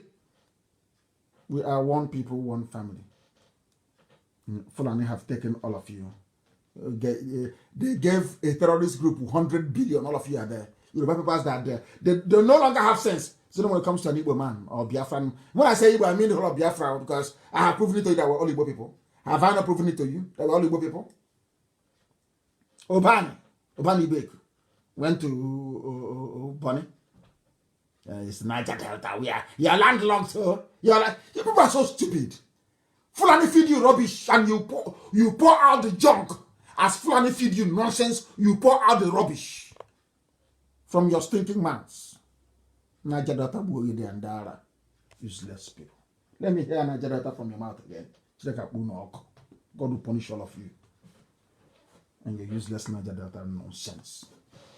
I'll bring this program to an end, please. We must thank Elohim for his blessing upon our lives. And you must remember, starting from the 27th, 6 a.m. in the morning, we're going to fasting. We're going to fasting. I have told you those before. And I must make one thing very clear, please. Very, very clear. There are 4 people. People are now running around all over the place claiming that they want to raise funds for us. That is not the way we operate. But I want to make some things very, very clear. Very, very clear, please. Very, very clear. Those of you with very wonderful ideas, I want you to start implementing them. But they must be cleared with DOS first. I have a brother wrote something very special here about how we can conquer social media even more. It's a welcome development. And I would like him to develop it further, please. I have appointed 3 emissaries to speak to people that want to talk to us in terms of providing assistance to drive away the enemy from our land. 1 is in the UK and 2 is in the US. The one in the UK is called Rabbi. He is my emissary. I have given him a task, an assignment, and he has to do it. So if he's speaking to you saying he's coming from me, please regard that as valid. His name is Rabbi. There are 2 mothers we have in the USA. 2 of our ladies in the USA. Our mothers, very formidable and very strong. Our USA women leader, Mrs. Okafor, who's in Philadelphia. If she's talking to you about providing support for what we are doing, she is legitimate. She is one of us. I sent her. She's my emissary. There is also our sister, a lady, Madam Oyibo. Those of you in the DMV area, you may know her. In the Washington, Maryland, Baltimore area, Madam Oyibo, she is also my emissary. If she's talking to you about what we are doing, you must listen to her. Those are the 3 people authorized in the whole world to do anything concerning support for what we are doing. That's one. And the only other people who can issue contact numbers or account numbers for those who may want it are the 2 people who man our inquiry line, the 2 young ladies that man our inquiry lines. They are the only 2 people that can. Only by hierarchy and order.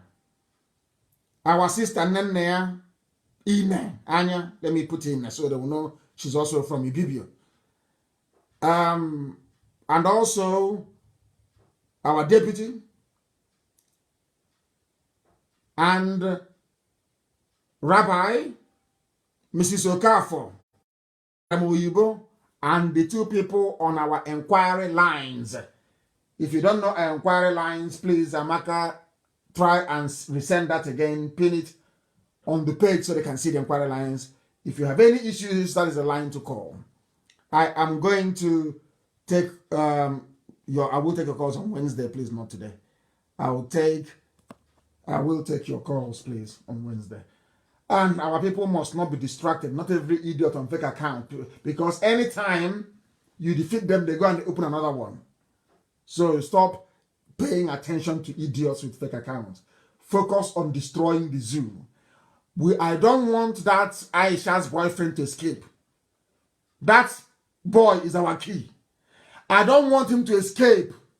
We must make sure we focus our firepower on Aso Rock and those occupying our lands and the idiots calling themselves Niger Delta. Pandef must dissolve tonight after this very broadcast. Join with Ohanese and look for a decent name to call yourselves. There's nothing like Pandef. That is rubbish. We are all Igbo people. All of us. I am from Ibeku, Bende. After the war, those who were rich men in Omahia were all Ijekebe people. That's what we call them. Anambra, Ne, we all that area. Enugu is called Wawa. Everybody, we have our own names everywhere. There is also discrimination of some sort, even within. That's how life is. That's how life is. That doesn't mean that I will not recognize Anambra as the first son of Igbo land and of the whole of Biafra. Anambra remains number 1. It's not in dispute anywhere. Now you will understand, don't you? As always, we have preached the gospel of heaven. Elohim has been kind to us. And we pray to Elohim to open the hearts and minds and ears of our people in the USA. Let them remember where they come from and their obligation to the living. I maintain always that Biafra is a religion, and here on radio, Biafra is where we worship, because Elohim is our God. From me, from here, this good evening. I will play Urobo National Anthem for closure today.